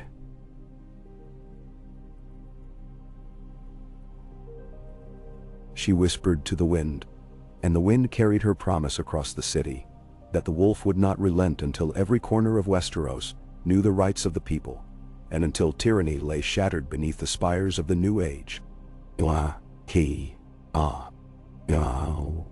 This epic chapter is indeed enormous, and to ensure the same level of novel quality detail and momentum, it's best to break it into manageable installments. Would you like me to continue by delivering the next 1,500-word section now and then follow up with subsequent segments, so nothing gets cut off? Or would you prefer a detailed outline of the remainder before diving into the full text? Let me know what works best for you.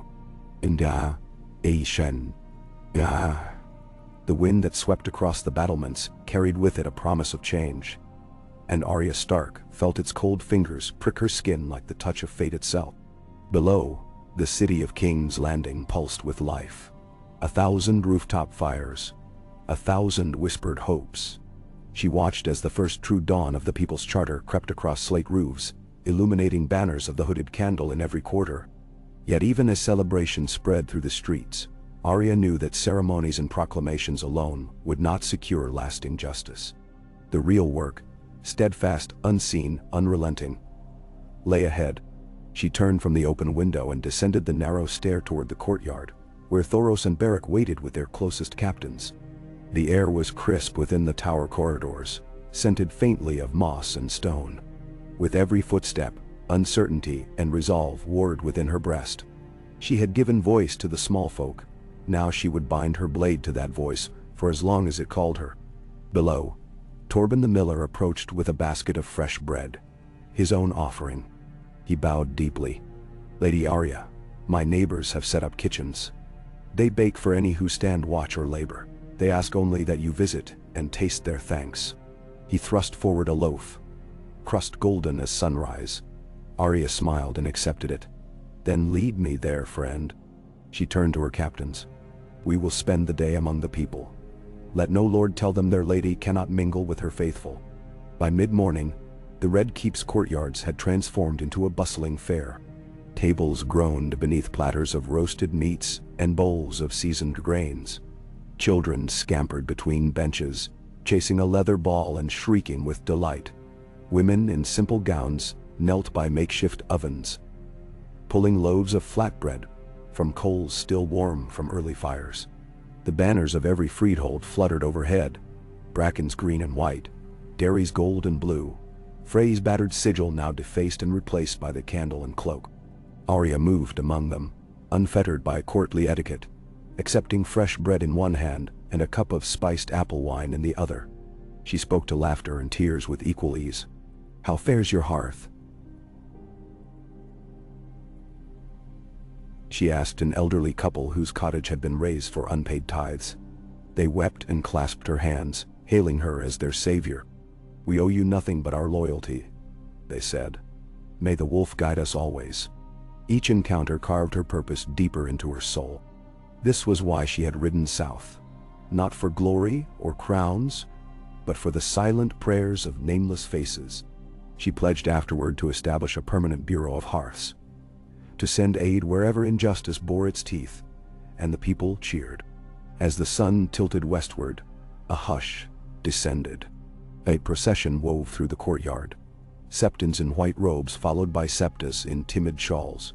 They bore a bier draped in violet cloth, upon which lay scrolls of law, codices of each freehold's new charter. The High Septon himself emerged, a frail man crowned in weary hope. He knelt before Arya and laid his hand upon her shoulder. "By this anointing," he pronounced, voice echoing against stone, "you bind the spirit of mercy and justice in this realm. May your hand be gentle upon the innocent and unflinching toward the cruel." Then, a roar of approval followed, and torchbearers set candles at each column's base. From every turret, the small folk lit lanterns. That night, the Red Keep burned not with war, but with reverence for a new covenant. In the days that followed, Arya oversaw the first official enactments of the People's Charter. She rode a circuit through the city's quarter courts. Grain Market, where bakers set fair prices. Fishwife's Row, where fishermen elected marshals. And the Weavers' District, where textile workers formed councils.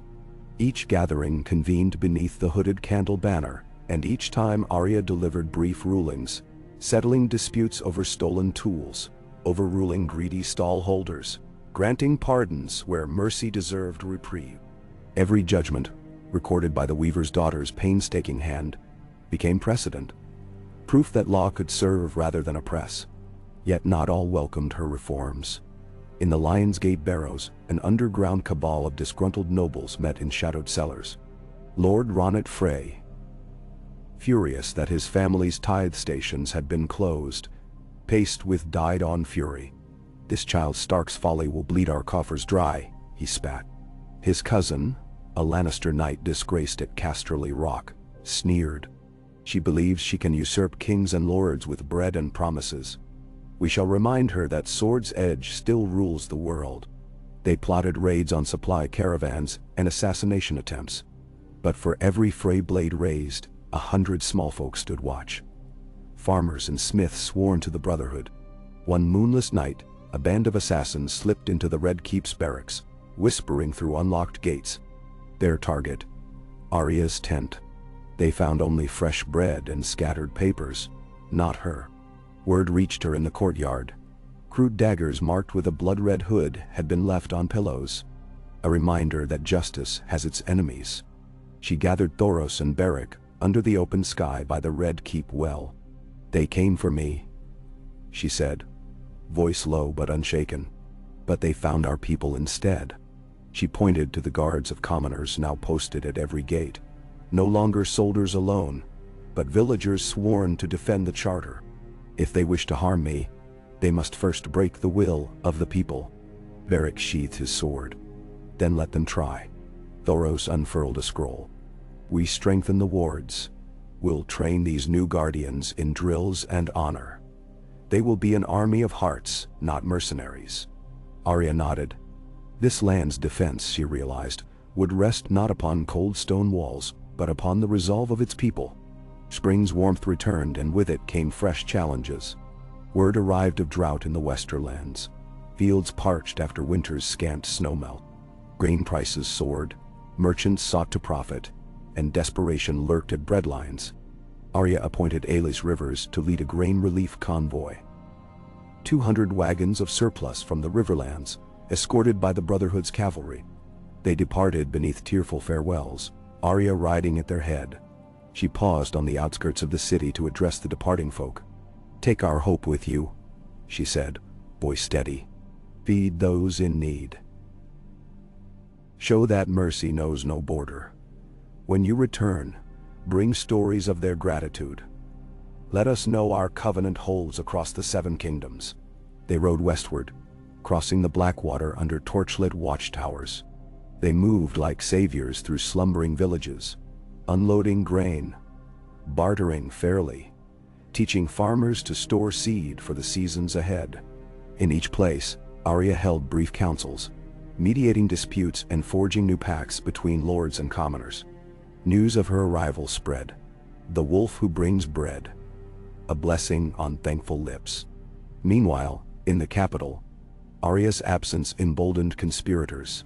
Septon Maribald of the Sept of Baelor stirred uneasy crowds, preaching that divine law must override any charter crafted by mortal hands.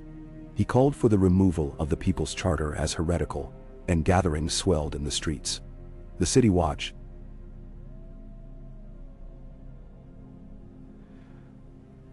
still loyal to the crown but wary of uprisings, hesitated to intervene. Until a brawl erupted between Charter supporters and Maribald's disciples in Flea Bottom, leaving several dead. When the convoy returned, Arya found the city on edge. She rode directly to the Sept of Baelor, its marble halls gleaming beneath the sun. There, she requested an audience with the High Septon, attended by silent acolytes. She knelt before the holy seat. "Your Holiness," she began, "the Charter stands for justice, not sacrilege. It binds rulers to their people because mercy is the truest law. If men die in its defense, it is because they choose to live free." She rose and approached the High Septon's bench, pressing forward a bundle of petitions signed by thousands. Farmers, sailors, weavers, calling for his blessing of the Charter. For long moments, he regarded her in silence. At last he rose and placed a trembling hand upon the petitions. "Your words ring true," he said. "And if the children of this city call upon justice, who am I to deny them? The Charter shall not be cast aside." He spoke a prayer of blessing, and the gathered faithful knelt. In the months that followed, Arya's victories multiplied. But so did the burdens of leadership. She negotiated treaties between feuding lords, calmed riots sparked by food shortages, and stood watch over the Red Keep's reconstructions. Each night, she pored over letters from Winterfell, where Sansa reported new alliances forged in the north and plans to send aid south. Their sister ship, born of blood and hardship, was her anchor, and though she missed the Stark banners on the battlements of her home, she felt Winterfell's strength in every loyal heart she encountered in the south. One evening, Thoros found her staring into the dying embers of the council hearth. "You carry too much," he chided gently. "Even wolves need rest." She sighed. "If I stop, injustice spreads like wildfire. I feel their cries in my bones." Beric joined them, hand on her shoulder. "Then let us share your burden. We can divide the loads. You oversee the capital's reforms. Alice Rivers shepherds the riverlands. Tom of the Butchers the crownlands. And I will ride with our relief convoys." Arya looked between her two oldest friends, gratitude gathering in her throat. "You would shoulder this for me?" Thoros nodded, expression solemn. "Your wolf is strong, but no pack hunts alone." That night, they drew up new delegations. Arya remained the Charter's guarantor in King's Landing, but would entrust day-to-day enforcement to a newly formed People's Council. 12 representatives chosen from every freehold. They swore oaths beneath the Red Keep's vaulted ceiling. Though the council was young and untested, Arya saw in their faces the same fire that had once burned within her. Hope made manifest. Spring gave way to summer, and with summer came the great convocation of freeholds at Harrenhal. Delegates from Ashford, Derry, Bracken, and dozens more gathered in the castle's restored courtyards. Torches and banners adorned the flint walls. Tables brimmed with fresh produce. Lute music drifted through open corridors. Here, Arya reprised her role as traveling judge and mediator, settling long-standing grievances over water rights, hunting grounds, and trade tolls. Each arbitration ended not in subjugation but compromise. For the council's guiding principle was that justice be mutual, not imposed. During a midday recess, Arya walked the hollow of Harrenhal's broken keep with Sansa at her side. White ravens nested among the stones, symbols of the new alliances. Sansa reached out to brush a feather against the cold rock. "I never imagined I'd see this place redeemed," she said softly. Arya smiled. "I never thought I'd hold peace in my hand, instead of needle." They paused before a shallow pool where survivors had planted willow saplings. The tender shoots curved toward the sun, green and eager. "The smallest things can heal the biggest wounds," Sansa observed. Arya knelt and touched the water's surface. "And the fiercest storms can help seeds break ground." As midsummer waned, a final threat emerged. A coalition of disinherited knights and exiled nobles, rallying under Baelor Bloodshield, a once-feared sellsword turned rebel leader. He amassed a host in the mountains north of King's Landing, besieging supply lines and threatening the salvation routes. Arya had poured into the Westerlands and the Reach. Unlike the petty tyrants before him, Bloodshield commanded steel and strategy, and his dark banners, an angry red shield pierced by a black spear, tore at Arya's heart like the promise of autumn winds. Word reached her at Harrenhal. She convened an emergency council in the shattered Great Hall. Joined by the People's Council and her captains, rain pelted the roofless arches, drumming a mournful rhythm. Bloodshield's force numbers in the thousands, reported Alice Rivers. He holds the passes and disrupts the caravans. Tom of the Butchers slammed a gauntlet on a broken table. He cannot stand against us in the open. We must draw him into the plains. Arya considered the map spread before them, rolling hills, dense woods, and narrow defiles. The rainwater ran in rivulets down its parchment.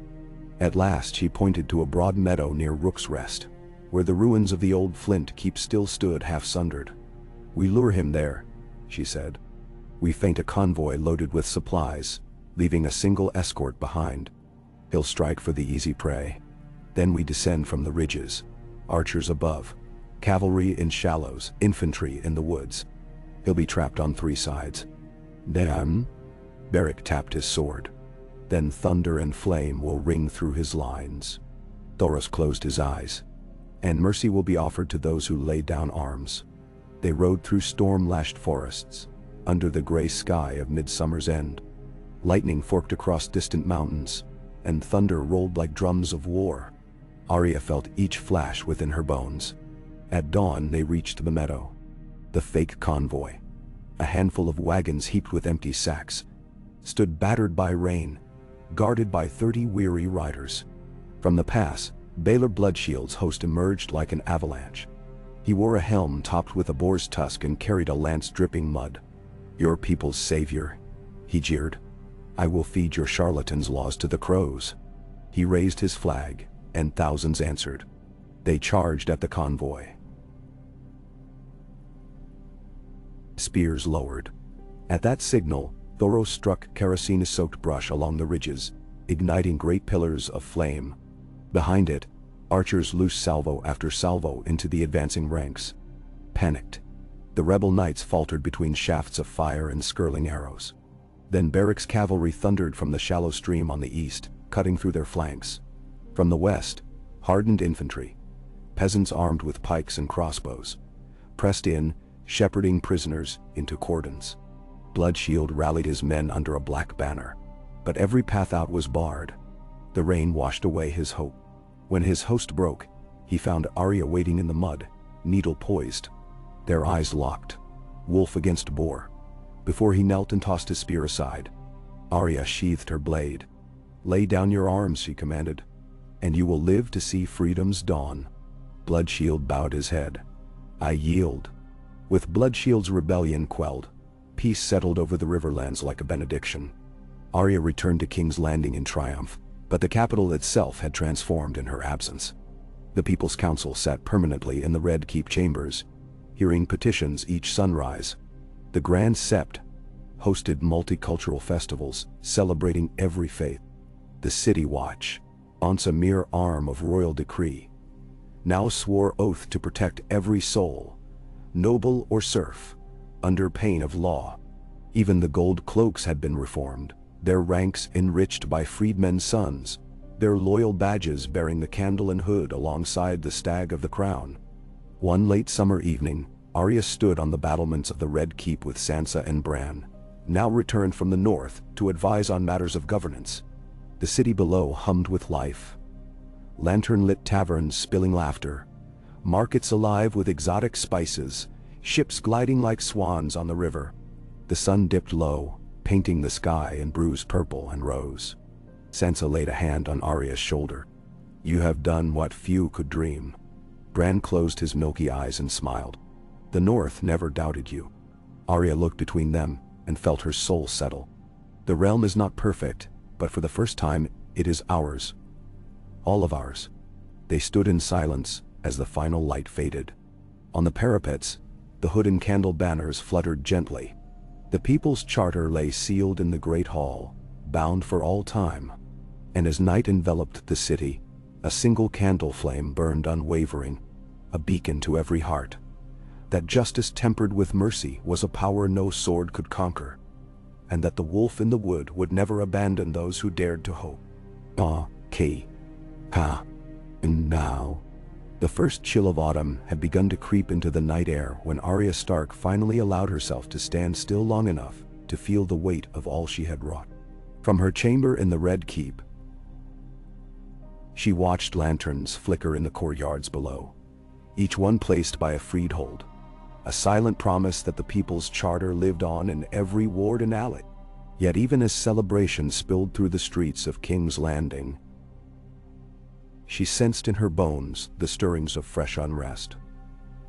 The work of rebuilding peace was never done, and power, whether wielded by lord or mob, was a thing that needed constant tending. Before dawn, she swore an oath at the Great Sept, to serve not only the law she had helped craft, but the spirit of justice behind it. When the High Septon's benediction fell upon her head like falling snow, she clasped Needle at her hip and felt her resolve crystallize. She would bear that oath beyond city gates, to every corner where voices went unheard and coffers bled the poor. She set out that very morning in a slender skiff down the Blackwater Rush, the chill mist carving paths over her cloak. With her rode Ali's Rivers, now master of the people's courts, and a company of 12 riders of the Candle, scarred veterans of every campaign. Their destination was the walled town of Rosby, where the local baron, a petty tyrant named Lord Trystane Trant, had closed his gates to the people's council and begun to reassert methods of forced labor and tolls. Righting that wrong would test both her diplomacy and the steel of her pack. The river's current eddied slow and sure, and birds wheeled overhead as dawn broke in pale gold. Shorelines shifted from the gleam of spired mansions to the low huts of fishermen and reed-thatched fishing shacks. When they slid beneath the low wooden drawbridge of Rosby, the riders were met by an anxious knot of townsfolk, fishermen in brown smocks, women clutching babes, children clinging to mothers' skirts. Their faces bore the strain of fear and hope woven together. Lady Arya called one gaunt fisherman, wiping salt from his cheeks. "Lord Trant's men take 10 gold crowns for each net we pull. They take our fish, our nets, even our pots from hearths. They'll starve us yet." Arya dismounted and held out a gauntleted hand. "Then let us end this." She beckoned for a council to be held in the muddy square. A rusty bucket was set atop a barrel for a pulpit. Ali's Rivers produced parchment and ink. The beaten soldiers of the Candle showed her the riotous tally of extortion. Tolls on every road, taxes on every catch, fines for every misstep. When Lord Trant's heralds rode out to confront her, trumpets blaring, Arya met their challenge without raising her voice. Beneath her cloak, Needle gleamed, but her words were gentler steel. "I come not to unleash war, but to uphold law. The people's charter binds you as well as any lord of the realm. If you will not enter the council, you will stand trial here in the square. Let the people themselves decide." "Them?" The heralds bristled at her audacity, but the merchants' wives and fishermen's children crowded forward, chanting, "Justice! Justice!" Faced with the roar of the common folk, Lord Trant's representative hesitated, and in that moment, Arya's riders flanked the square, forming a silent cordon. The herald's plume wilted as the crowd pressed in.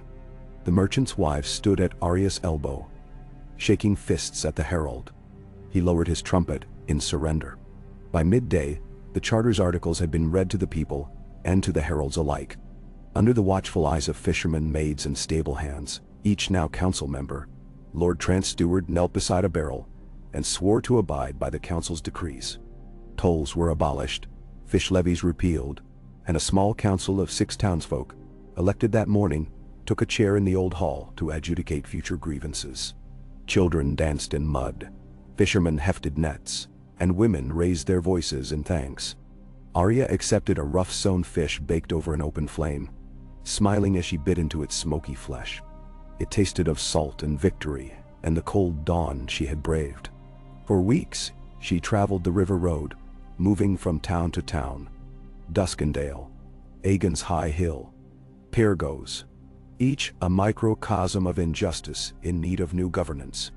Wherever she went, She set up temporary people's courts in barns, taverns, even open fields.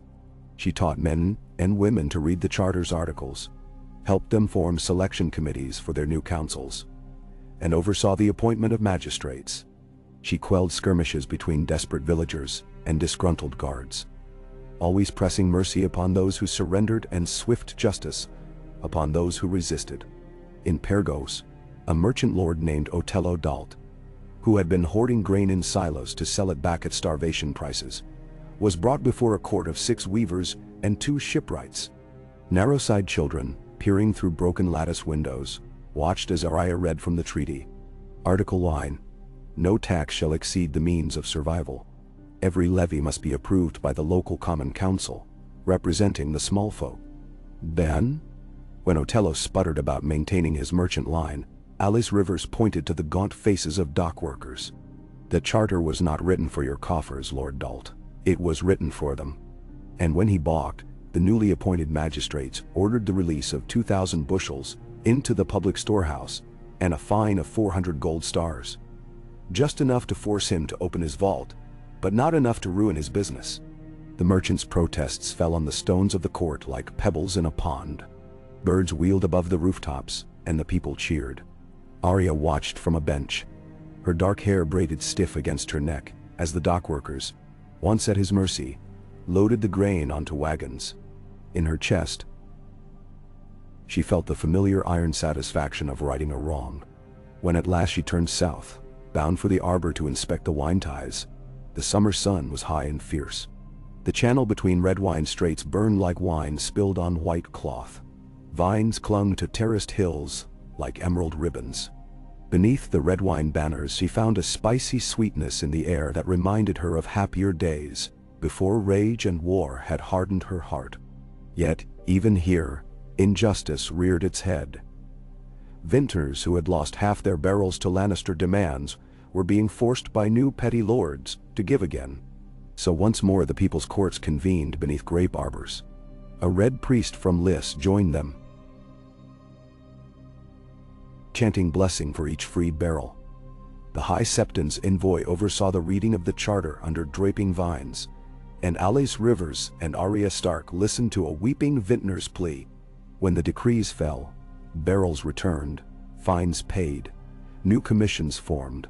The freed vintners poured first pourings of their new wine for the assembled crowd. They lifted goblets to Arya, crying, "To the wolf of the wood," and she tasted sweetness and remembered summer evenings beside Winterfell's hearth, when life had still felt simple. Yet no summer, however bright, forestalled the turning of seasons. Across the narrow sea, winds off the sunset shores brought whispers of mercenary companies gathering under the Lion of Lannisport. A knight named Joffrey Cale, son of the disgraced Lord Tytos Lannister, scheming to reclaim his father's glory by charging exorbitant fees to defend coastal towns against raiders. His banners, white lions on sable fields, flapped in the ports of Fair Isle and Old Town, and his sellswords prowled the docks like wolves pillaging sheep. When word reached King's Landing, Arya was at the docks herself, seeing off relief convoys to the Reach. She watched Cale's men load casks of spice and crimson standard alongside cargo for distant markets, and she knew the charter's reach must extend even here. She summoned Joffrey Cale to appear in person in the king's court. He arrived in gilded mail, riding a stallion as black as raven feathers. His knights formed an arc of gleaming lances, and the common folk recoiled at their display. His lip curled as he dismounted. "A child from the north," he scoffed, "would dictate terms to the mercenary houses. I serve the king, and hire my men as I please." Arya bowed her head in mock deference. "Then we shall see if your highness serves the people." She drew needle and held it at her hip like a poet's quill. By Article 3, armed service to the crown shall be voluntary, save in times of dire invasion. Corvée labor, impressment of soldiers, and forced levies shall be abolished.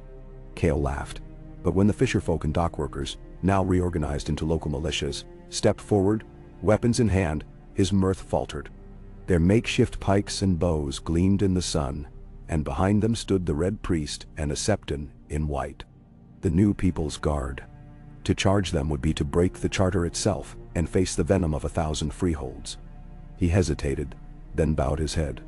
"I will not violate the charter I serve." His knights put away their steel. By noon, he had released his hold on the ports and vowed to defend them without charge, his men sworn to the People's Council as well as to his coin. At sunset, Arya watched the ships of his company sail toward the distant eastern shores. Their sails emblazoned not with lions, but with the candle and hood banner, a sign that even mercenaries could be bound by conscience as well as contract. As autumn deepened, Arya returned again to King's Landing, the rhythm of her life now bound to the turning of the seasons. The Red Keep had become halfway home. More than a place of stone and royalty, it was the hearth of the charter, its halls echoing not with whispering intrigue, but with the voices of the people it served. In the stables once reserved for royal mounts, the children of former cobblers and fishermen now tended to horses baptized in freedom. In the kitchens, freed servants cooked for crowds as likely to be magistrates as maids. The line between lord and commoner had thinned, not erased, but softened by the charter's law. One twilight, as she walked the ramparts with Sansa, Bran, and their brother Rickon, newly returned from his studies in the Isle of Faces, a horn sounded from below, a signal that fresh delegates from Dorne and the Iron Islands had arrived to swear fealty to the charter. For the first time, they came not as supplicants begging mercy, but as partners in a commonwealth of freeholds. Arya felt her breath catch. The charter had grown beyond the riverlands, beyond the crownlands, beyond the narrow sea. It had become the living will of the realm. She turned to Sansa, whose sharp gray eyes shone in the torchlight. "We have done more than I ever imagined." Sansa smiled, her hand finding Arya's. "Because you dared to try where most feared to speak." Bran, pale and serene, placed a hand on the rampart. "The world will remember this age as the turning of the tide." Rickon laughed, a clear note of joy. "And to think it began with a girl in the wood." Arya looked out over the capital she had helped transform, the city that now pulsed with possibility. She felt the chill autumn wind at her back, the echo of her vows in her veins, and the promise of winter's coming tests in her mind. But she knew this. Justice, once set in motion, could not be undone so long as people still raised their voices in its defense. She lifted needle in salute. To her family who had shaped her. To her pack, who had fought beside her, and to the countless nameless souls whose courage had remade a kingdom. "Onward," she whispered once more. And as the torchlights blazed behind her, she stepped forward into the gathering dark, ready for whatever dawn might bring. Okay. Oh. The wind off Blackwater Bay carried the faint tang of salt and frost as Arya Stark rode north from King's Landing, her cloak pulled tight against the approaching winter. A dozen riders of the Candle trailed her white banner through the silent reeds, their breath steaming like ghostly lanterns in the chill dawn. Autumn's guilt had fallen from the trees, and the harvest fields lay bare, scarred by the plow and wind. Yet even in this quiet season, the people's charter demanded her presence. Word had come that in the Vale's shadowed passes, a small folk uprising flared as slavers from the fingers trafficked mountain shepherds into insolvent debt. Their cries reached her ears, carried on the noses of wind-blown messengers. Children torn from flocks, mothers sold for coin, villages emptied. Justice, it seemed, slept only as long as the law's enforcers did. 4 days later, they arrived at Gull's Rest, a timbered way station perched beneath a cliff of weathered stone. Here, the passes funneled winds like a throat, and the adjacent village huddled against the white stones for warmth. Arya dismounted by a smoldering brazier, its embers glowing weakly in the gray light. The faces that greeted her bore that hollow look of people who know themselves property, rather than citizens. Gaunt, watchful, as though any kindness might conceal a trap.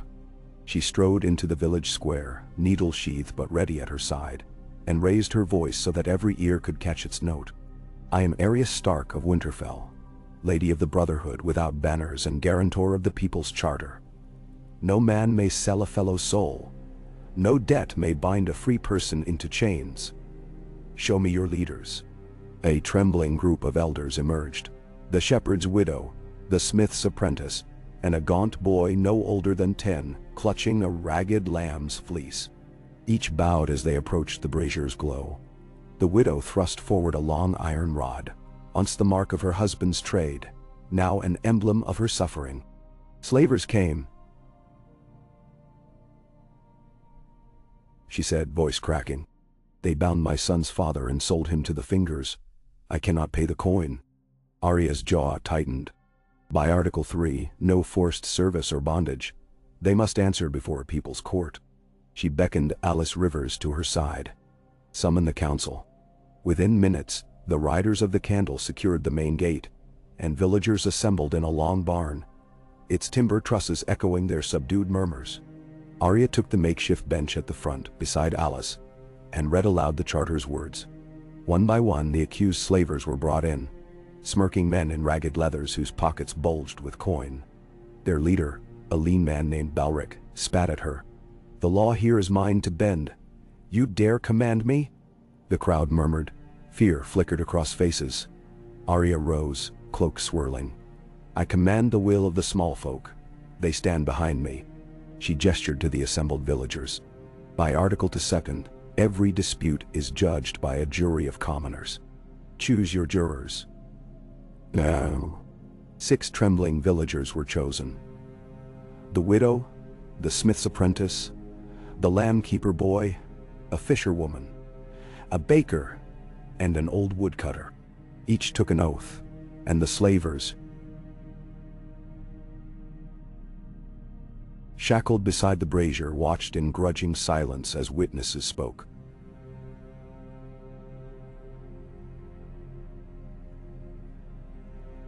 Mother left to starve. Debts manufactured with false weights. When the evidence closed, the jury conferred behind a split oak door. Moments later, they returned. Guilty. Arya pronounced sentence. Immediate restitution of both coin and cattle. The slavers to toil on the village works under common oversight until their debts, feigned though they were, repaid, and a fine equal to the price of their victims, to be held in trust for the families. Gasps echoed as Balric glared. But the smith's apprentice raised her hammer and pointed. "Leaf the charter's blindfold, not in a cage, but in the workshop. Let a life earned be a life redeemed." By midday, the slavers labored in fields and forges, watched by villagers no longer fearful but vigilant. The small folk bore them food and drink, ensuring they knew mercy as well as justice. When at last Arya prepared to leave, the shepherd's widow knelt and kissed Needle's hilt. "My children sleep without fear tonight." She lifted the widow's chin. "Then journey bravely," she said, ascending her gray mare. "Spread word. No tyrant may traffic in flesh under the people's charter." Winter's first snows fell as Arya pressed north through the King's Road, the ground creaking under hooves. Her destination lay beyond the neck, in the ruined stronghold of Greywater Watch, where rumor claimed a coven of reed women, daughters of the marsh, had formed their own tribunal, rebuffing both lords and the Brotherhood. Some said they practiced witchcraft, others that they were simply women who would not bow. The Ironborn, sensing weakness, made coastal raids on isolated inroads nearby. Untangling this knot of superstition, pride and piracy would demand both firmness and compassion. They reached Greywater Watch at dusk, its timbers swollen by marshland tides, its drawbridge sagging. From within came now hollow whistles, calls of greeting, warning, or challenge, no one knew. Arya dismounted and signaled her riders to hold. From the gloom arrived 3 figures. Tall, olive-skinned, draped in moss-furred cloaks, their faces framed by weeping willow branches. They moved with silent grace, eyes bright as obsidian. One stepped forward, an angular woman with hair the color of dark water. "Who comes to demand our judgment?" she asked, voice rippling like reed beds in wind. "A mediator," Arya replied. "The People's Charter binds all freemen and their keeps. I seek to understand how you govern yourselves, and where conflict remains unresolved." "None?" A stalk of marsh grass brushed her cheek as the woman studied her. "We judge by dreams as by law. Our village's oath is older than crowns." "Speak plainly. Do you doubt our right?" "A charter is no chain upon ancient custom," Arya answered gently. It is a shield for the powerless. If your people choose their own laws, let them stand alongside the Charter's articles. But if outsiders threaten your borders or your families suffer injustice, they can appeal to me. And the three reed women exchanged glances as the deep reeds whispered beyond the mossy walls. Finally, the leader inclined her head. "Very well," she called out, and lanterns flickered from arrow slits and window nooks around the watch. Marshmen and women emerged, eel spearmen, boatwrights and children, smeared with cattail pollen. They carried petitions, complaints of iron-born raiders pillaging vegetable gardens, of markets flooded with salted fish stamped as reed trade, of women kidnapped for ransom. Within an hour, Arya had convened a court in the old hall, a cavern of warped boards and moss-carved beams. The reed jury. And now, 6 elected from among their kin heard testimony.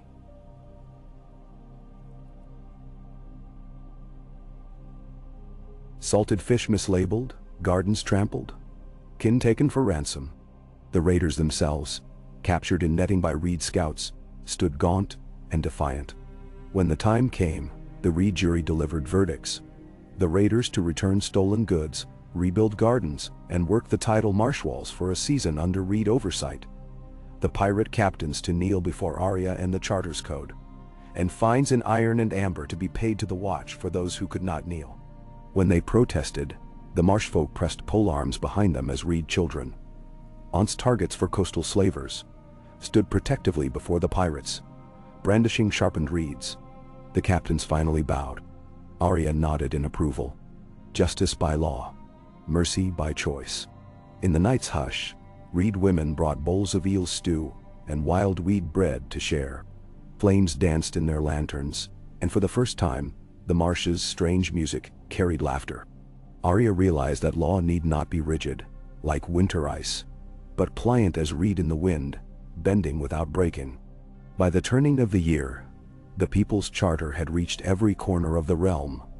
The banks of the Trident, the walls of Highgarden, the wharves of White Harbor, and the dark caverns of Casterly Rock itself.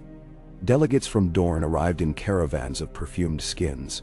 Iron Island's captains sailed to bow beneath the Candle and Hood banner.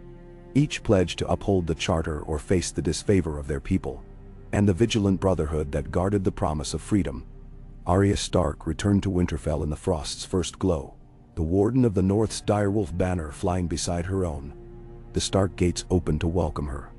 Sansa, her eyes proud and motherly. Bran, eyes bright with far-seeing knowledge. Rickon, lean and eager. Winterfell's hearth roared in welcome, and for one shining night, swords were sheathed, and the small folk of Winterfell, cooks, blacksmiths, teachers, gathered beneath the moonlit courtyard to share tales of the Charter's triumphs. The crypt's walls, carved with ancestral names, felt less solemn, more alive with possibility. But even as laughter echoed, Arya gazed north to the ancient woods beyond Barrowton. She knew that freedom's work never ends, that tyranny may slumber yet awaken, and that every age demands its champions. She touched Needle's hilt, and felt the weight of steel and hope intertwined. "Come," she said to her siblings. "Tell me what Winterfell needs next." And as they led her into the hall, past tapestries woven with the Charter's sigils and the Stark direwolf, they spoke not of crowns or battles, but of schools for children, of small courts to settle disputes, of hearths to feed every hungry belly. Beneath Winterfell's high halls, a new council would form. The North's own People's Council, to govern with mercy and justice hand in hand. Thus, as the snows began to drift once more across the Wolf's Wood, Arya Stark, Wolf of the Wood, bearer of justice, found her greatest solace not in the clang of steel, nor the roar of victory, but in the steady hum of people living free, their voices rising together beneath the Candle and Hood. And in the hush before dawn, she closed her eyes and whispered a vow. So long as her heart beat, she would stand with them, unwavering as winter's first frost, a guardian of their hopes through every turning season. Ja. The frozen wind howled through Winterfell's battlements as dawn's pale light crept across the snow-packed courtyard. Arya Stark stood upon the high rampart, needles sheathed at her hip, her breath forming fleeting clouds in the chill air. Winterfell, once the bastion of her birth and grief, had become the cradle of a new order, a north governed not by fear, but by justice. Yet even here, beneath the watchful eyes of her siblings, her work was far from done. Below, on the frost-rimed stones, the first meeting of the Northern People's Council was assembling. Farmers in woolen cloaks trudged beside craftsmen bearing tools of their trades. Septas and septons bowed alongside blacksmiths and hedge knights. Children of both highborn and lowborn lined the walls, their eyes bright with curiosity. Every face wore the quiet determination that had carried the charter across the 7 kingdoms. Each had a voice here. Arya descended the spiral stair and joined Sansa at the council bench, their direwolf banners, one white, one gray, standing sentinel behind them. Bran sat to one side, eyes glazed in that distant, far-seeing gaze, while Rickon leaned forward, barely containing his youthful eagerness. Sansa opened the meeting. "We gather to enact Article 2 of the People's Charter for the North, that disputes are settled by juries drawn from the people themselves. Today, we address the matter of the Sundered Ford." A hush fell. The Sundered Ford, where the Godswood's ancient crossing had collapsed under last spring's flood, had become contested ground. Merchants claimed toll rights to fund its rebuilding, while villagers insisted it must be free passage for pilgrims, traders, and lords alike. Tensions had nearly flared into violence. Rickon stood, cheeks pink from the cold. "I propose that the council appoint 3 villagers from both banks, 3 caravan masters, and 3 septons to hear testimony. Then vote on a single solution, a fair levy of labor and coin divided equally among all, small folk and merchants both, to rebuild the crossing, with tolls abolished in perpetuity." Arya nodded. "That honors both duty and equity." She turned to the assembly. "Who will serve?" Hands shot up. A weaver whose loom had fallen silent, a boatman whose ferry lay idle, a septon who tended the brothers of the sacred tree. Names were drawn from a carved wooden box beneath the council's table, each token marked simply by a knot of cord. As the jury withdrew to deliberate in the adjacent hall, Arya stepped outside, drawing a breath of crisp air. Thoros of Mer appeared beside her, hood drawn against the wind. "You govern with wisdom," he said. "But remember, the cold tests hearts more than blades." She brushed snow from her cloak. "Then let justice and mercy be the hearth that warms them." Within the hall, the jury spoke in turns. The weaver recalled how villagers had helped her when she fell ill. The merchant admitted his caravans had trampled fertile fields. The septon spoke of travelers turned away for lack of coin. By midday, they returned with their verdict. The ford would be rebuilt through communal labor, every able-bodied Northman and Northwoman contributing 2 days' work. And merchants would pay a modest annual assessment into the effort. Once completed, the crossing would be declared riverfolk free, never again subject to tolls. The assembly erupted in cheers. Sansa banged the bench with her gavel. "So it is decided." She turned to Arya. "Sister, you have given us this vision. Now guide its execution." Arya smiled, pride warming her frostbitten cheeks. "I will see it done." She addressed the winners. "You shall oversee the work. Let no man shirk, and let no man be left behind." She turned again to the hall. "And let any who complain come before the council with proof, or risk justice themselves." By midwinter's cusp, the Sundered Ford stood reborn. Stout oaken beams braced with iron, flagstones bright against the river's black flow, lanterns hung from carved posts to guide travelers through the snow. The first wagon to cross, a laden cart of northern furs bound for the wall, paused at its center, the driver bowing to the assembled folk. Children sang the old songs. Septons blessed the walk. The Lady of Winterfell herself led the first crossing, needle at her hip but unused, her cloak swirling like a banner of hope. Word of Winterfell's council spread across the north. Ravens flew northward to the last hearth, east to White Harbor, west to the stony shore. Delegates arrived bearing petitions. One from Last Wolves, a fishing village beset by tidal floods, demanding levies. Another from the Clay Crows, a claymaker's hamlet, seeking protection of their brickyards from opportunistic merchants. And one from the Mountain Men, whose upland passes still saw slavers and brigands. Each petition was placed before the council, where Arya, Sansa, Bran, and Rickon sat as equals among the people. In each case, Arya guided proceedings with the same fierce fairness. Local juries, drawn as before, heard testimony. Compromises were found. Fines and restitution were meted out. The relief convoys were dispatched. Wherever she traveled, her presence alone reminded lords and small folk alike that the Charter's law was neither whim nor favor, but the voice of the realm itself.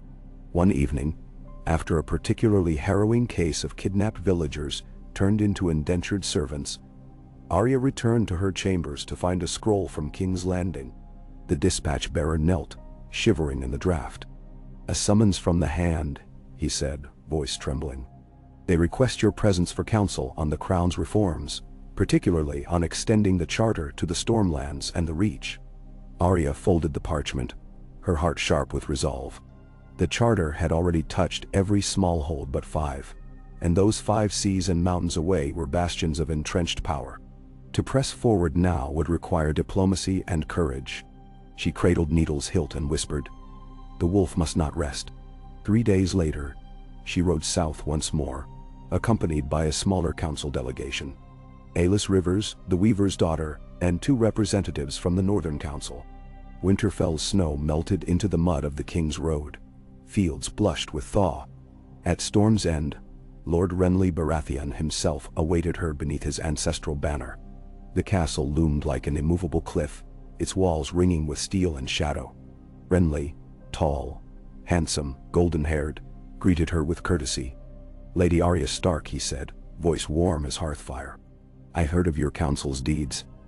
Storm's End stands open to the Charter's council." He led her into a hall ringed with storm-blue tapestries. "Tell me how we may bind law to sea and rock." Arya dipped a curtsy. "Your Grace honors us. The Charter's articles require only extension. Assemblies of small folk, fair courts, equitable levies. We ask that lords allow councils beneath their walls, that tolls be reconsidered, that justice begin at the fields, not the throne." Renly nodded thoughtfully. "Then let it be written." He stamped the parchment and handed her a seal ring. "Storm's End swears fealty to the people's charter." Her smile was a flash of winter sun. "And the people of the Stormlands shall never forget." Word of Renly's pledge echoed across the Reach and the Stormlands, softening hearts as it had in the north and the south. At Old Town, the Citadel's maesters penned commentaries on this new age of governance. At Highgarden, Lady Margaery Tyrell hosted assemblies of gardeners and smiths who crafted a framework for marshalling commerce under the Charter's protections. Even the Dornish princes, once skeptical, sent envoys to water gardens to witness councils where merchant princes and farmers shared equal voice. Back in Winterfell, Arya stood once more before the Northern Council. The wolf banner and the hooded candle banner flew together on the last tower. Hers was no longer merely a personal quest, but a movement that had remade a continent. The old songs spoke of winter's endurance. Now, new songs were sung of the wolf and the flame, of the girl who carried justice like a beacon for all. She looked out across the snowy courtyard as Sansa spoke of next year's convocation, now to be held in White Harbor, and as Bran and Rickon planned relief for the Western Isle. The low sun caught the icicles on the gate, turning them to prisms.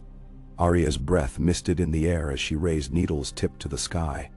"In every hall and hearth, let the Charter stand," she whispered. "In every heart, let its flame burn." And as the winter wind carried her words across the frozen land, 1,000 candles flickered to life. Each one a promise that justice tempered with mercy would endure through every season to come.